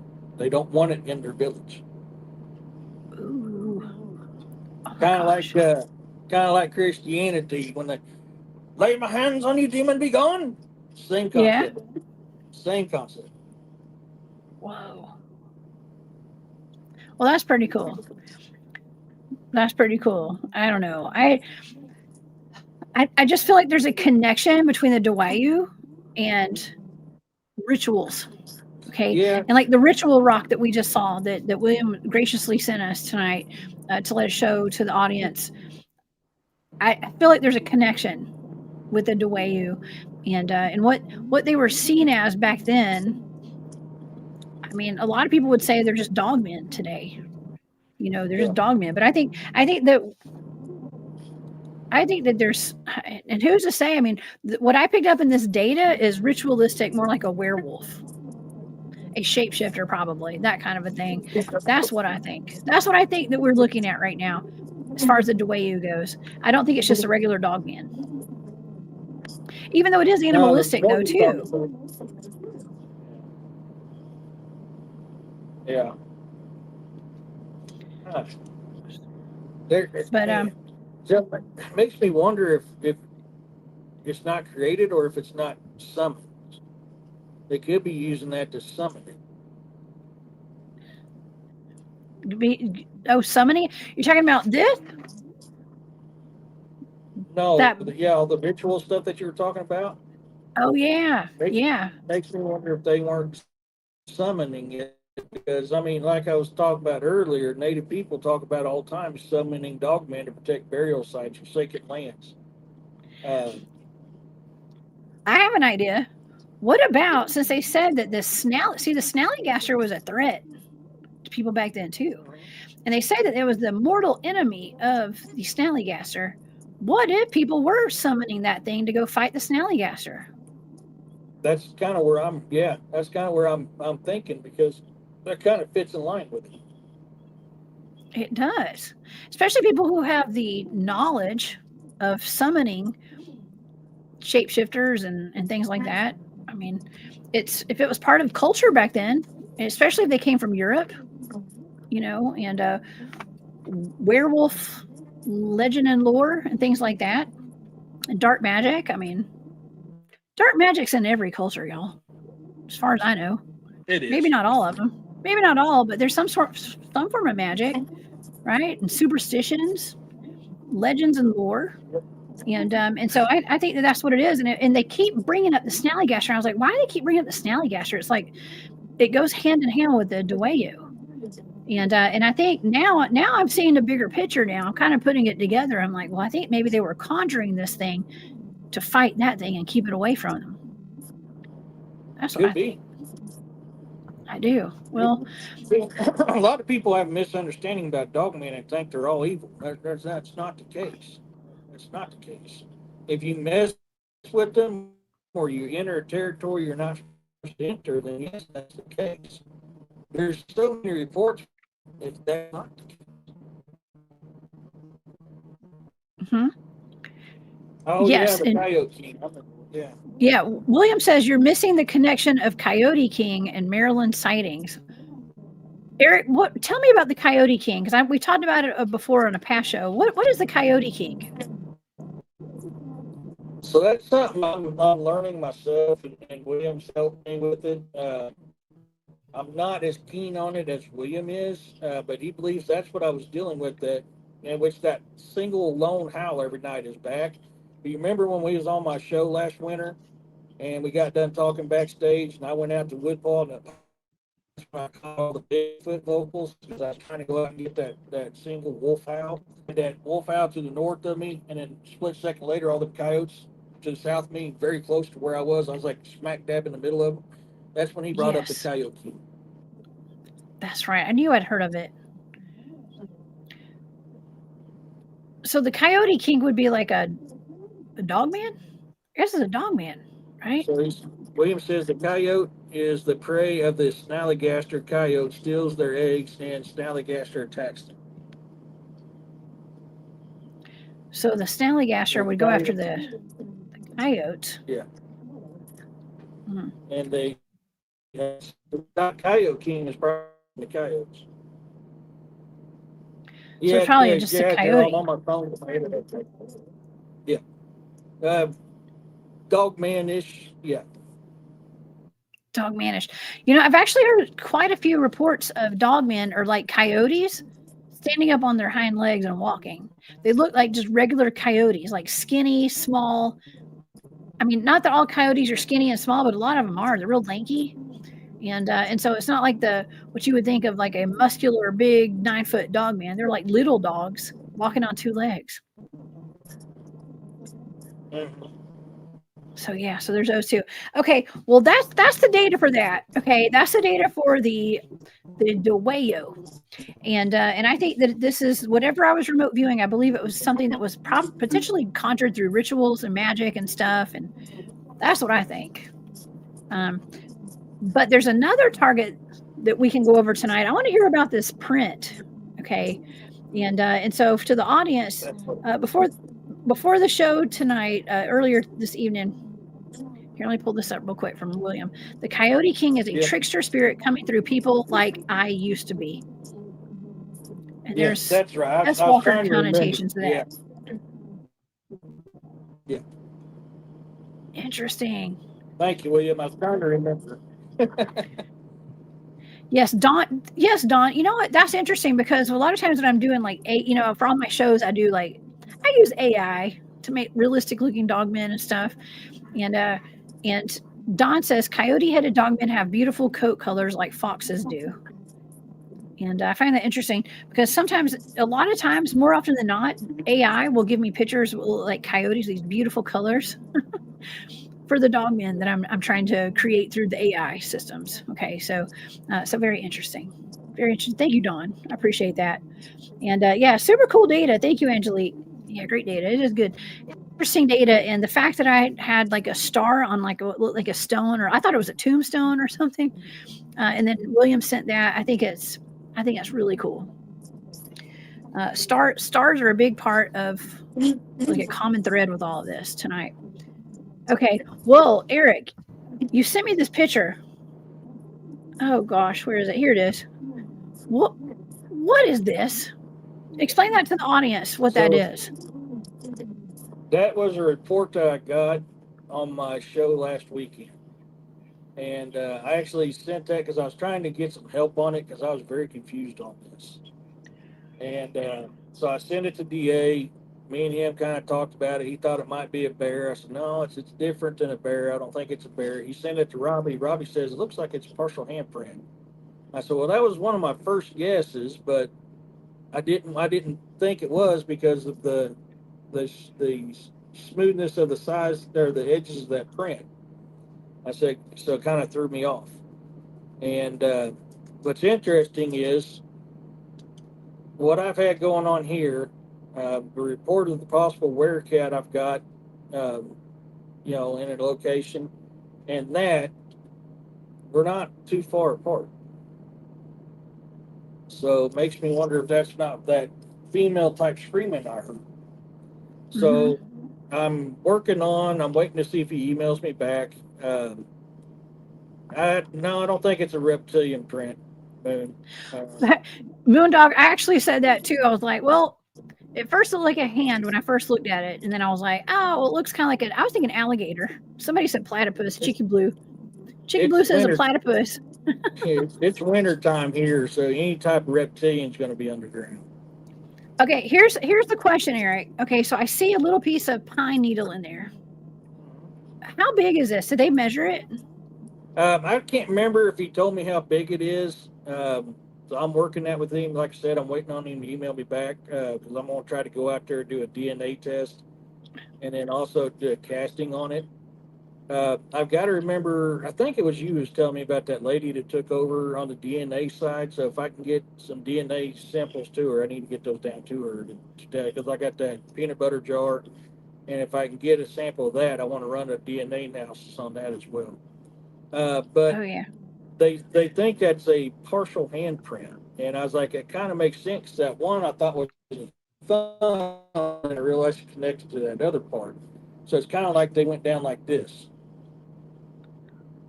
yeah. Back up. Well, if you look at it too, it's got like sharp edges around the sides, which is a little odd for me. Okay, because it's so sharp, it's almost like, you know what I mean? Like it's like super sharp edges. There's like, it's not. I don't know. I don't really know what to make of this. So one of my thoughts was Dogman, and I was wondering if I was having some Dogman activity around here, but it don't. I mean, although it kind of looks like a dog print, it don't at the same time. to me it does not. Okay, Yeah. but to me, I mean, if anything, it could be a hand or, I mean, Yeah. like I said, I thought it was an alligator or something when I first saw it. But and I kind of joked around about it being a reptile. But yeah, I don't think it's a Dogman. But I did, okay, so I did what is called a front-loaded remote viewing target, y'all. He'd sent me the print, and I was like, well, let me just see if I can like do a little front-loaded little target just to see if anything came up. And it's kind of like doing a regular remote viewing target that's blind. But I didn't come up with a whole lot here for this one, except for, here's some of the things that I wrote down for this.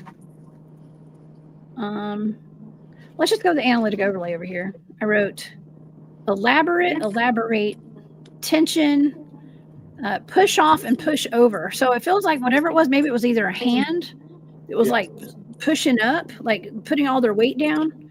Yeah. Because there's obviously a lot of weight that's going into that if it's got that, like, if it's indented like that. But the question is, how big is this thing, Eric? That's my question, because you can see that. I mean, is that a full-size pine needle in there, or is that just like a little broken off piece? That's cedar needles. They're cedar. Okay. They're anywhere from 2 to 3 inches in length. So I don't know what size that is. I thought it was pine. Okay. Those are cedar. Okay. That would roughly put that at 8 inches wide. Okay. 8 inches wide? You're talking about in length or width? Width. And then in length, it would be around 10 to 12 inches. Mm-hmm. Yeah, that's what I think too. I think it's a handprint because I wrote push off, push over, align, get up, balance. I think it's a handprint personally. After doing that little touch and go remote viewing thing that I did, I think it's probably a handprint. Okay, but the question is, what's the size exactly of it, and like what's the backstory to it? And I think it's really cool. If I had to guess, I'd say it's probably a handprint. Yeah. What I know so far is he found that. Okay. This weekend, he found that. And he thought it was 3 toes. If you actually look at it, it's 4 toes. And then when I emailed him back, it's like, because I got worried when he said 3 toes. Yeah. When you sent me that picture, I was like, oh God, it makes me feel better. That's 4 toes. And it's different than a bear track, especially up there at the front of the foot where the toes join. It's too narrow to be a bear, and it's actually too long to be a bear. Uh, I think Robbie was right, and I think it was a handprint. And I should have stuck with my first guess when I saw it, but I second guessed myself as usual. Hmm. Yeah, I mean, just paying attention to like where the curve is right there. If that's a hand, it's just so like those edges are like super defined, which is kind of abnormal a little bit. So That's in a yeah, driveway, so you know that thing's pretty damn heavy to leave that deep. something would have had to put a lot of pressure down there for that to look like that. Yeah, down in the hill. You want to call it a hill or whatever right there. Yeah. But anyways, you're gonna have to keep us posted on that because I mean, you guys, Eric, y'all have so much going on over there in Missouri right now. I was kind of joking around to my friends last night. I was on a podcast yesterday evening, and it was some friends that lived in Missouri. They just moved out of Missouri, but we were kind of joking around after the show about. I told them I was like, "Well, Missouri's a hot spot for dogmen and werewolves right now." It is. Okay, I got to figure out how to do this. My phone's dying, so I put it on the charger. Okay. Well, we're gonna bring the show to an end here in just a second, and it's a school night, so I can't stay up too late tonight. Oh, Not me. My son. No, my son has school. Not me.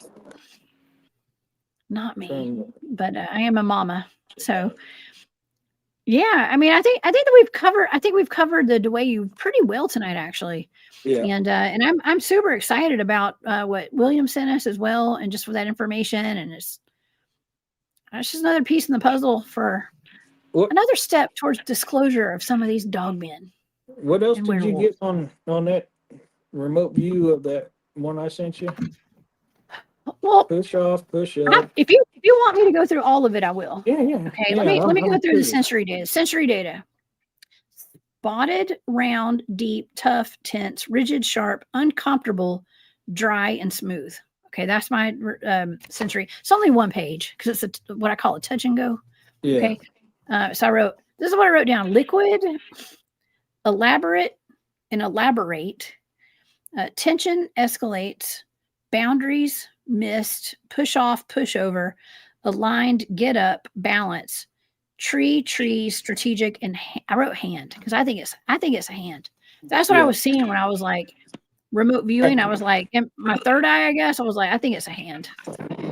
That's what came to mind. So it's interesting. We've had so much fog here during the time this was taken, so the mist makes sense. It's been dry because we finally got rain today, so that makes sense. Boundary borders is right on the edge of a gravel road and a highway, so that makes sense.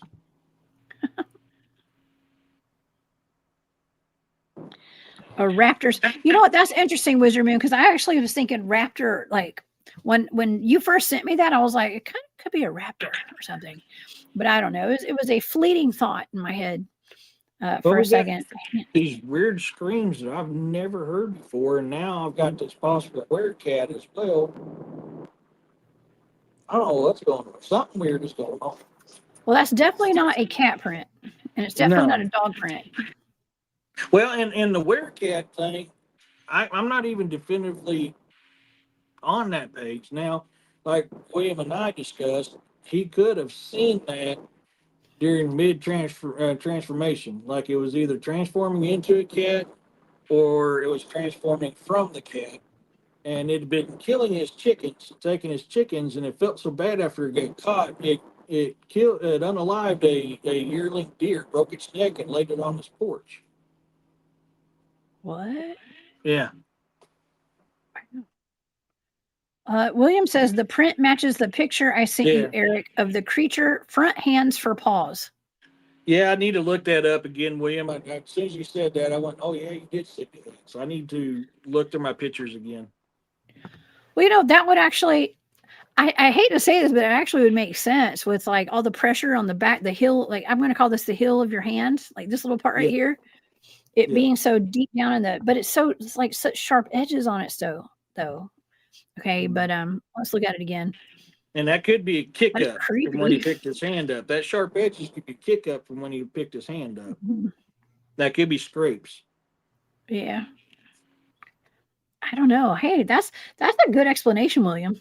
I like that. I like Well- that. Could be. Oh, yeah. But yeah, I mean, I was like, okay, yeah, we definitely got. Yeah, it's got 4 toes, Auntie. He thought it was 3, and there's actually 4 there. If you look, there's 4 toes Oh yeah. or 4. Let me read this. I'm gonna read this from Riri. Seventh son, because we're talking about Octavius, right? Seventh son, when Mother Malkin, the queen of evil witches, escapes the pit she was imprisoned in by professional monster hunter Spook. What is this from? This is actually really interesting. That's Decades from that ago, movie. and Seventh Son. unalives the apprentice, he recruits young Tom. That's the. I've been saying the name of the movie the whole time. Seventh Son. I don't know why I didn't think of that. Seventh son. Oh, there it is. Yeah. Seventh son. Seventh son. I'll be. Thank you, Riri. Okay. You know, also, so Thursday nights when I got the first report, okay, I was on my way to Lodge, and I got a call about this possible werecat. So I went to Lodge. Of course, I'm master at the Lodge, so I can't miss Lodge. So I go on my way home. I'm talking to this person about this report again, and I'm passing the Union Camp Cemetery where I'm fixing to do a paranormal investigation at.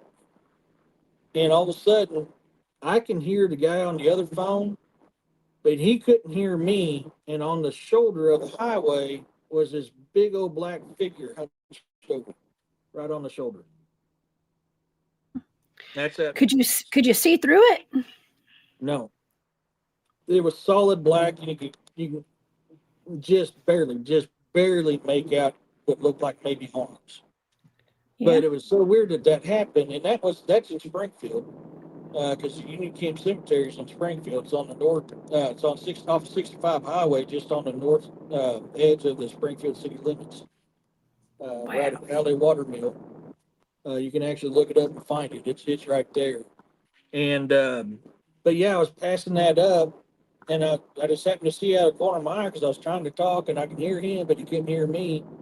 And I just out of the corner of my eye see this black figure, and I kind of take a look, and there's some kind of black figure hunched over directly across from that cemetery. And then when I got past it, the guy hung up and called me back, and my phone went. Whoa. Okay. What does that say? Rear bot? Max says, any extra dead animals or bones in your area recently, Eric? Yeah. I live way out in the country, Max. I literally live out in the middle of nowhere. So we got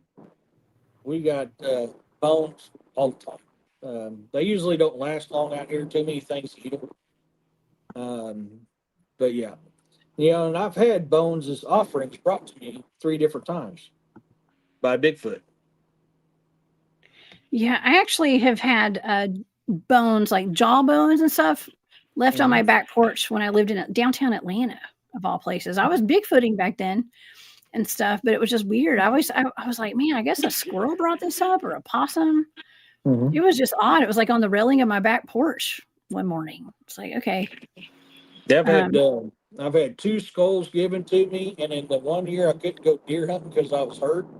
I actually had the rib cage and spine, both sides of the rib cage and spine, and a vertebrae on top of that rib cage left out my window that I was just at 5 minutes prior. Oh no, that's wild. That's a lot of bones. That's a lot of bones. I want to take a moment. Thank you so much, Alejandra.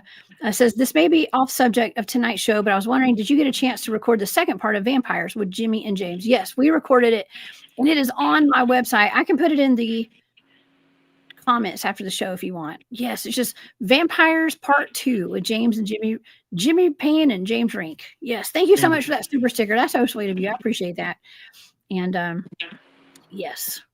Yeah, we had a really cool show with Jimmy Payne last week, talking about the island of Dr. Moreau. Yeah, Eric. That was that's wow. an interesting subject. Yeah.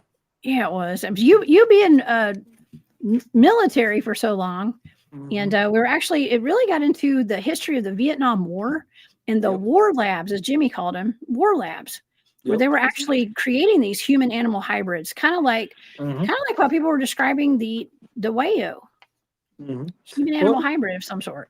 It's like we've talked before, you know, military with occult stuff or animal stuff or super soldier programs has been going on for a very, very, very long time.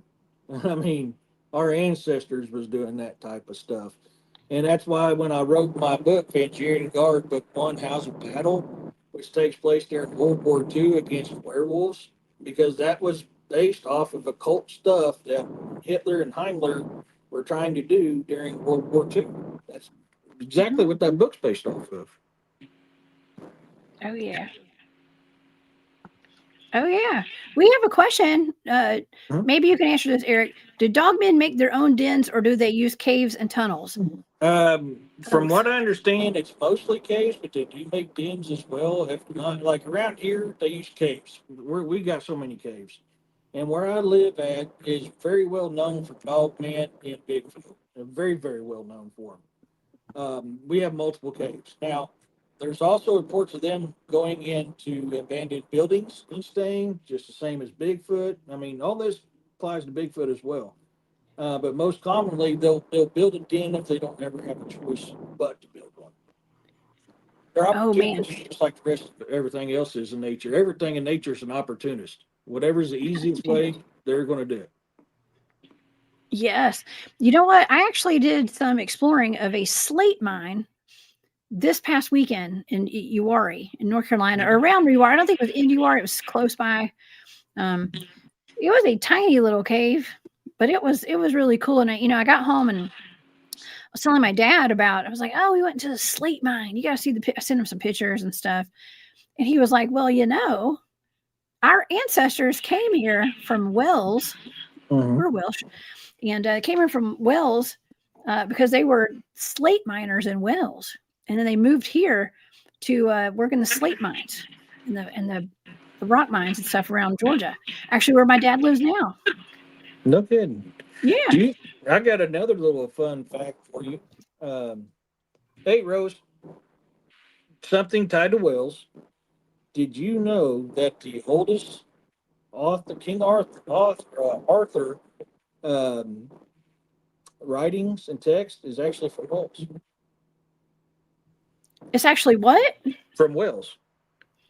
Oh, no, I didn't know that. Yeah, the Welsh people has the oldest King Arthur recordings out of anybody. Well, that's pretty darn interesting. I did not know that. I always learn a little bit of history on these shows. I love that stuff because, King Arthur was known to fight dogmen. He was known to fight what I think is the Triceratops, dragons. God, I can't remember. He's giants. I mean, he's fought several creatures. Not just Picts, not just Scots, not just Saxons. Creatures as well. Creatures, dragons too, probably.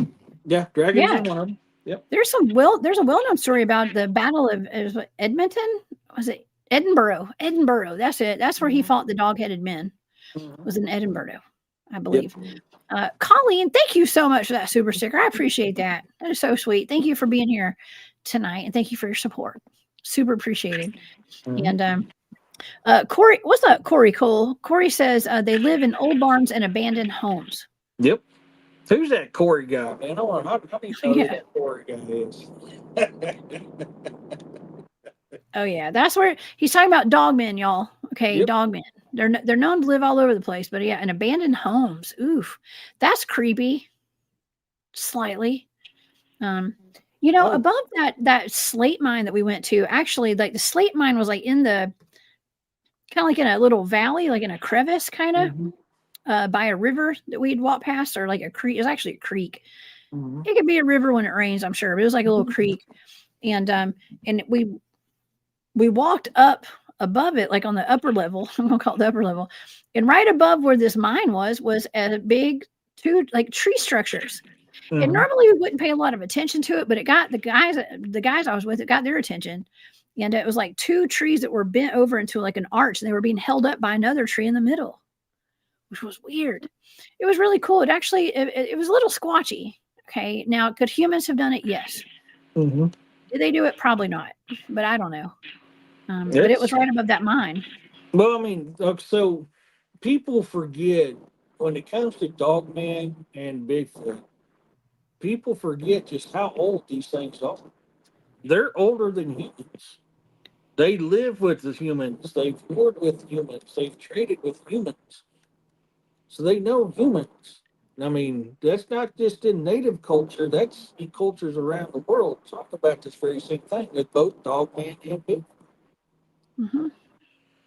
Oh, yeah. Thanks, Gary. What was that? I was trying to read. Oh, it's Gary. Oh, look. Thank you so much, Gary. That is so sweet of you. Thank you for that super sticker. That is so sweet. I need to get Gary. Gary, you need to come back on my show as my guest. Okay. I've been meaning to hit you up. And I love your walking stick. It does wonders out in the woods, Gary. I'm just saying. So thank you, Gary. You're awesome. I appreciate that. And also, Bobby Singleton, thank you for becoming a member of the Hunt Club as well. I appreciate that. And you guys can also become members of the Hunt Club if you like. Hit the join button on my YouTube channel, and I put exclusive content out there. We talk about our everyday lives. Or I talk about my everyday life over there. It's actually pretty fun. Oh yes, William said sleep is overrated. No school for you. No. I know. I feel like I'm in autopilot mode all the time. I don't sleep well. Okay. I'm always thinking. I always got ideas. I'm always researching. And I just have to make sure my kid gets to bed. That's the important part. Okay. As long as my son's sleeping, we're good. Oh, I missed that one with Colleen. Thanks, Colleen. Yes, thank you, Colleen. Bobby Singleton, thank you for gifting those memberships too. That is very sweet. So 5 people in the chat just got Cryptid Hunters memberships. Man, that name sounds familiar. Yeah, I appreciate y'all so much. Y'all are so sweet. And very, very sweet. Very sweet. And let's see. Gary Spikes. Yes. All right. Well, Gary, I'm gonna hit you up probably tomorrow. Okay. And we're gonna bring you back on if you're free. Maybe in the next week or 2. Okay. And yeah. Well, Eric, what are you gonna do about them werecats? You think they're going to you hadn't had any crawl up on your porch, have you? Man, I've had enough weird stuff going on here. I've heard something walk around my porch at night. I know there's stuff been outside my window. I don't know enough about werecats to tell you that they're dangerous. There is reports of them being dangerous, some reports of them not being dangerous. I think it's probably the same as anything else. I've not personally been attacked. The only thing I've had was you need to go inside and stay inside. That was it. And that was when them screamings was going on and whatever that heavy thing walking in my woods was. I got told you need to go inside and be inside, stay inside. I'd listen to that. Yeah, I did. I didn't want to. I'm not gonna lie, I didn't want to because I was like, dude, I need to capture this. But no, yeah, I listened. Oh my gosh. So, right, because I don't want to wind up as a steamy pile of poo on the first floor. So that's like inside. Oh God, a steaming pile of Dogman poo. Yes, we don't want that. Speaking of which, Walter says that Dogman leaves the toilet seat up at least, Yeah. so that's good. Thank you, Walter. Patriot Starfighter says, imagine buying the property and what does that say? Of an abandoned house and having to evict the creatures. Yeah, that would suck. What is that? Squatters' rights? Oh yeah, I got a cure for squatters' rights. No, I mean, Dogman squatter rights. I'm outside quite often. I'm not outside very much right now because I'm getting ready to have knee surgery. I finally got a knee brace. It's not the one they wanted, but it's one that'll work so I can get around. Snow is on his pillow right next to me. He loves his pillow. He's spoiled. He's got to have his own pillow, and he don't like nobody being on his pillow. That is really sweet. You got the sweetest dogs. Yeah, usually y'all for the audience knows usually Eric has his dogs in the room with them, and there's usually a dog on your shoulder. Yeah, they're Or a usually cat. fighting. They're actually being good. Yes, you want to say hi? I want to say hi. Oh yes, we love senior dogs. Come We here. love senior pets. Boar's outside right now. So there you go. Yeah. Come say hi to everybody.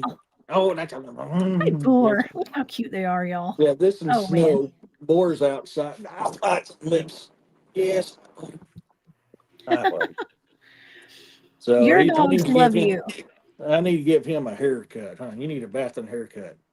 Oh Have man, to I fight gave. you with your nails. Speaking of haircuts, I actually took my son to get his haircut today. He was growing his hair long, and I kept saying, "Hey, we need to get a haircut. We need to get a haircut." And he refused to get a haircut. And today, when I picked him up from school, he looks at me and goes, "Mom, I need a haircut." So immediately drove him to the salon and got him a haircut today. And so my son has short hair again after months. The same clippers I use on him, I use on me. I was like, yeah, they're the same thing. We can share. You can just share. I'm too damn cheap to buy two different hair clippers. It's all good. It's all good. Hey, whatever works. Okay, Yeah. whatever works. So, Who cares? yeah, I've been Nobody's trying to get judging. to trim his nails, but he fights me with that. So it's interesting to watch me trying to trim his nails. Oh no. Are you being stubborn? Yeah, I know. Let's see. Yes, Rose Thistle Artworks. Hey, Rose.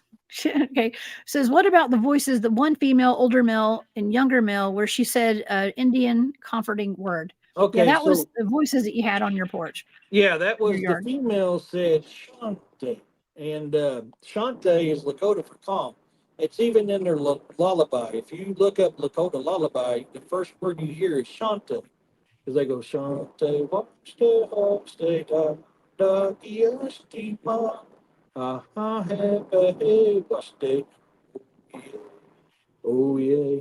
And literally the first word of the song is Shante.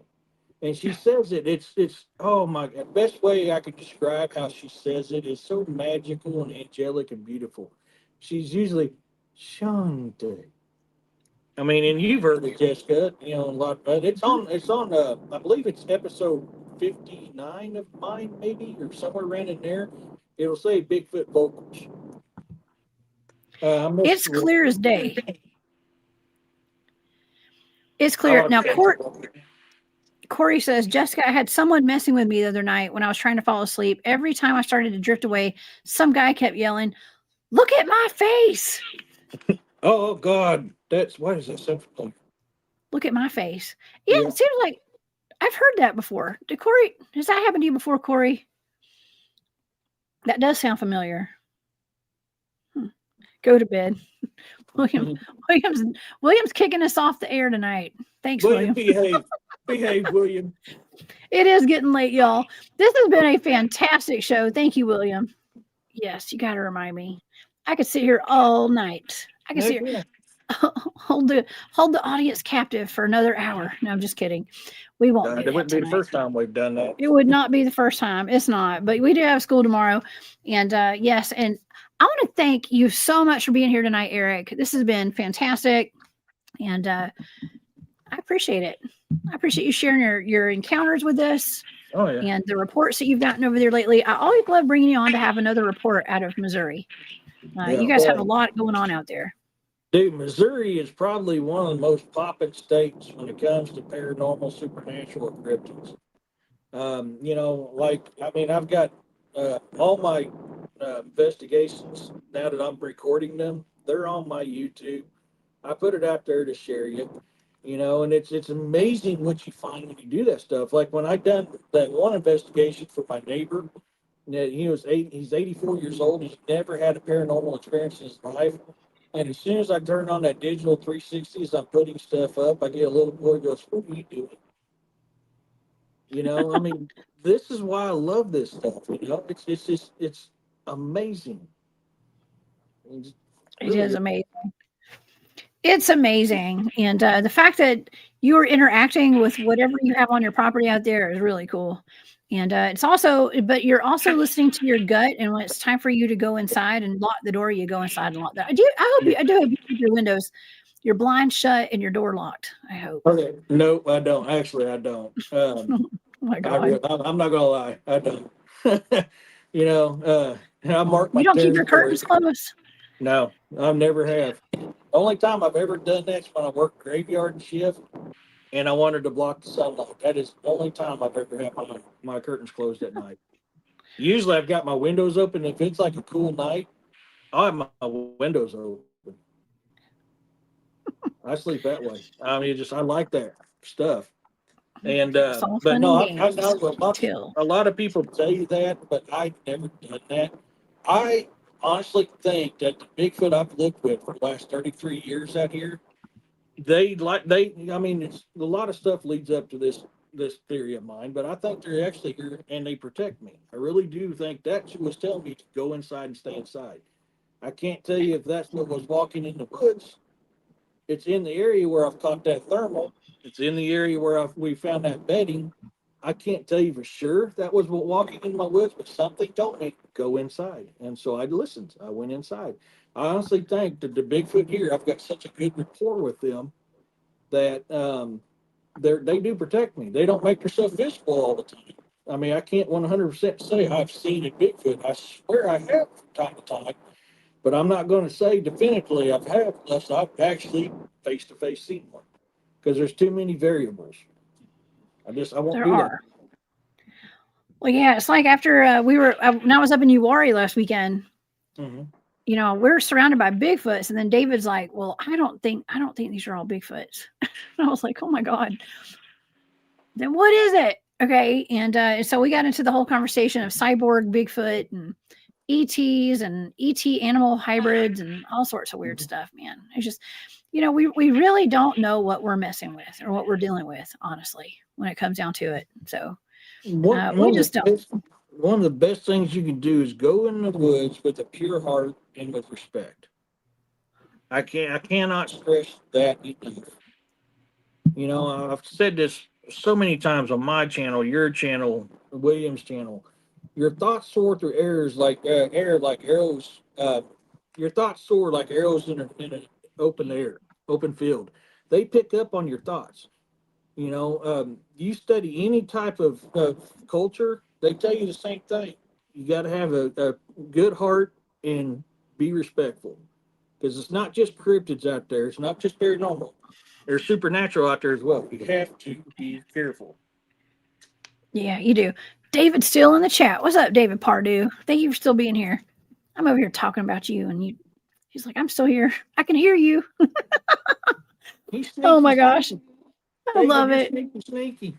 No, I love that. Thank you for being here, David. It means a lot to me to have some of my team in here. Okay, it's always fun, and yeah, this has been a fun show tonight, y'all.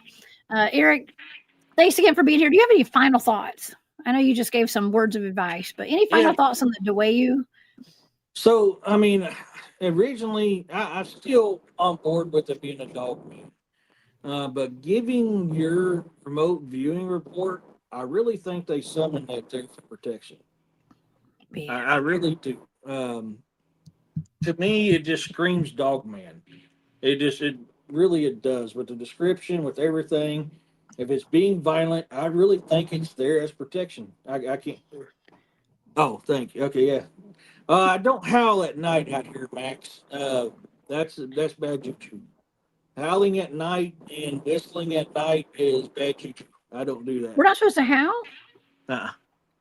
Well, dang, I'm gonna have to stop my nightly howls. Just kidding. You can invite something in that you don't want brought in with howling. By howling? Yeah. Well, my great grandmother was Grandmother Howley. I'm just kidding. Actually, no. I guess that's different. Yeah. Oh, well. So yeah, no, I don't. Grandma, what big teeth you have? My grandma. What? Oh, my mom's gonna like that one. Yeah. But no, I really think it was Dogman, and given the other stuff you have with the covenant and a lot of stuff tied to Norse mythology that you was talking about in there, and the rituals, The fact that they're Dutch, which Dutch are Nordic, so the Ulfanar will be in their ancestry, even though they're Christian nowadays. But I can tell you, them Amishes can make some mighty fine wine. Yeah, they like to party. I like them Amishes. But they are Nordic in tradition. So if they know how to summon these things in, it's not out of that realm of possibility. Yeah. You know, it's like if you study, like I'm writing a book now on the Legios Ninth Hispana. That's the Lost Legion in Britannia before they built Hadrian's Wall, and I've got a diary entry from one of the Primus Palaces that was still there. Primus Palastitis was is his journal entry, and he describes both werewolf and dogman. If you actually read it in his diary entry, that attacks them. And his last words are, I hear demonic howls. They are coming. They are coming. So if the Ooh. Picts knew how to summon these things and become these things, it is not out of the realm of possibility that the Dutch did. There are werewolves everywhere. They're all over the place. Yeah. Thanks for bringing them here, everyone. Okay. I know. I mean, they probably came from Wales too. They probably, who knows? Who They've knows? been here. They've been here. Well, they were here. You're right. Yeah. Yeah, they've always been here. Yeah. Yeah. Well, good night, everyone. Sleep tight. Just kidding. Don't let the werewolves bite. That's right. No howling tonight, y'all. No howling. Okay. Don't forget, no whistling and no howling. Okay. We're going to make a list of rules. I've got a Mayan death whistle now, and I want to blow that so bad, but I was like, yeah, I'm not doing that on my property. Oh, God. Be careful with that. Yeah. No, please be careful with that. Oh, Corey said he used to go outside and howl like a werewolf at night. Not anymore. Don't do but same boat, Corey. I did the same thing for years. I've always had a very close connection with the wolf. Even when I was young and we was homeless, a church family that we was went to church with that took us in because we were homeless, and they had rescued a Missouri wolf. Her parents and his parents and his siblings were killed, and they rescued that wolf. That wolf would sit there and follow me around everywhere I went, and it would follow me to the bus stop and literally wait at that bus stop all day long until I got off the bus. Oh my gosh. It wouldn't let me get within 15 foot of a snake. It would stop me and kill that snake before it let me move on. I've always had a close connection with wolves. That's why I have the wolf tattoo on my chest. The hunting gear, the one that taught our native people how to hunt. I've always had a close connection with the wolf. So I used to howl at night too. And although I'll admit I've never had anything bad happen, I've had weird stuff come around. I've never had anything bad happen. I've also grown up with heart. Well, that's awesome. Listen, dogs, wolves, they can be very loyal. Good companions. They are. And it's a blessing to have those around for sure. Mhm. So, all right. Well, this has been a fantastic show. I want to thank everybody for being here tonight. I want to thank all my moderators. You guys are the best. I love you guys. And also I want to thank, let's see, Alondra, I think is how you pronounce that. Thank you, Alondra, and Colleen, and Bobby, and Gary Spikes, and Bobby again. Thank y'all so much for all your support tonight. And you guys, please come back and see me this Saturday night. We're going to have a show, 10 p.m. We're going to be on the hunt live. Y'all come back and see me then. And Eric, where can people find you? Tell everybody about your books and your YouTube channel. I'm kind of like David. I'm sneaky. I hide in the corner. No, I'm just kidding. You can find me at the Bizarre and the Unknown. I'm on YouTube. I'm on TikTok. I'm on Rumble. I haven't posted much on the other platforms. I've just been too dang busy. I've got to get some stuff on there, but you can find me on there well, I guess it's hard to see, but if you can see my logo, it's in my little chat thing here. If you see my logo, that's me. I have shows. Now, I am doing a show Friday night with Robbie Jed Rains. I'm doing a writer's workshop. I've got changed one up I did last week. I'm doing an actual writer's workshop with my guest author, Robbie Jed Rains, this Friday. So we'll have that going on. Campfire Chats is on Saturdays. That is the place where you can come and share your encounters. You want to come on live, I'll bring you on live. You just want to talk about it in chat, we'll talk about it in chat. And then Sundays is my actual where I have a subject show, and I've got a couple ideas for this Sunday. I haven't narrowed it down yet, but I've got a couple ideas. More company here, yeah. I've got, but that's usually what Sunday is, and then I've got book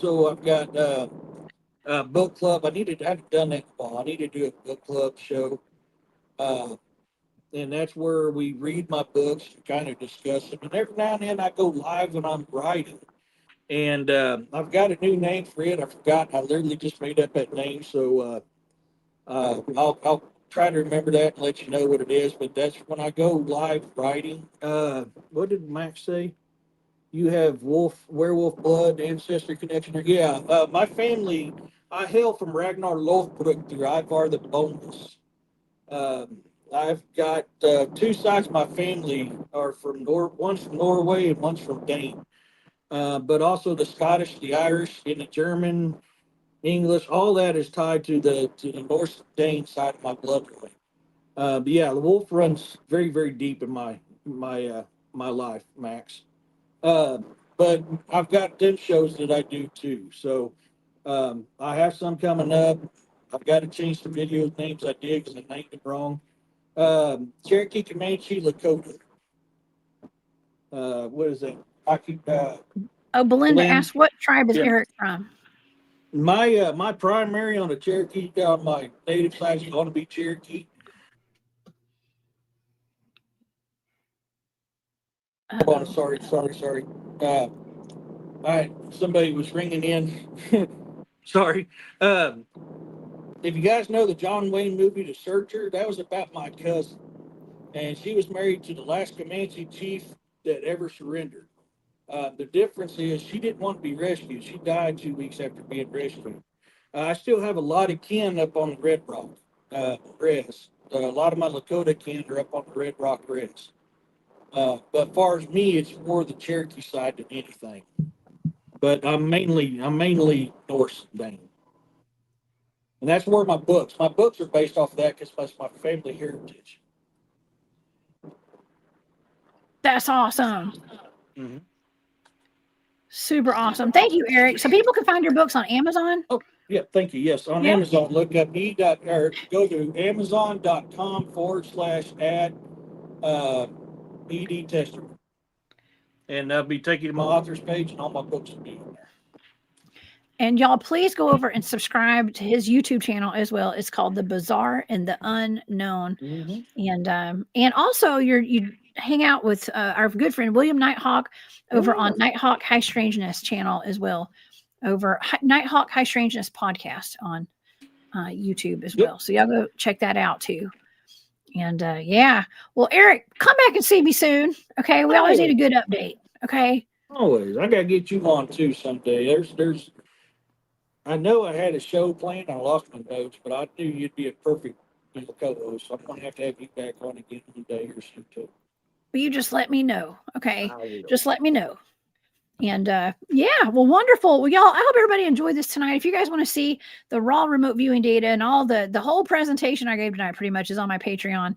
If you're interested in that, you can become a member of the Patreon. I want to thank all of my Patreon members. Thank y'all so much for all the support. It's amazing. And you guys rock. And so, yeah. Well, y'all have a wonderful night, and I will see you guys back here on Saturday. Enjoy your Friday. Tomorrow is TGIF, and then we'll be back. I do not have any super secret trips planned this weekend. Okay, I'll be live on Saturday. And if I did, I wouldn't tell you, but I will be here live. And so yeah, come back and see me on Saturday. We'll see you this weekend. Oh, and tomorrow night with Robbie Rains. That's one of my buddies. Okay.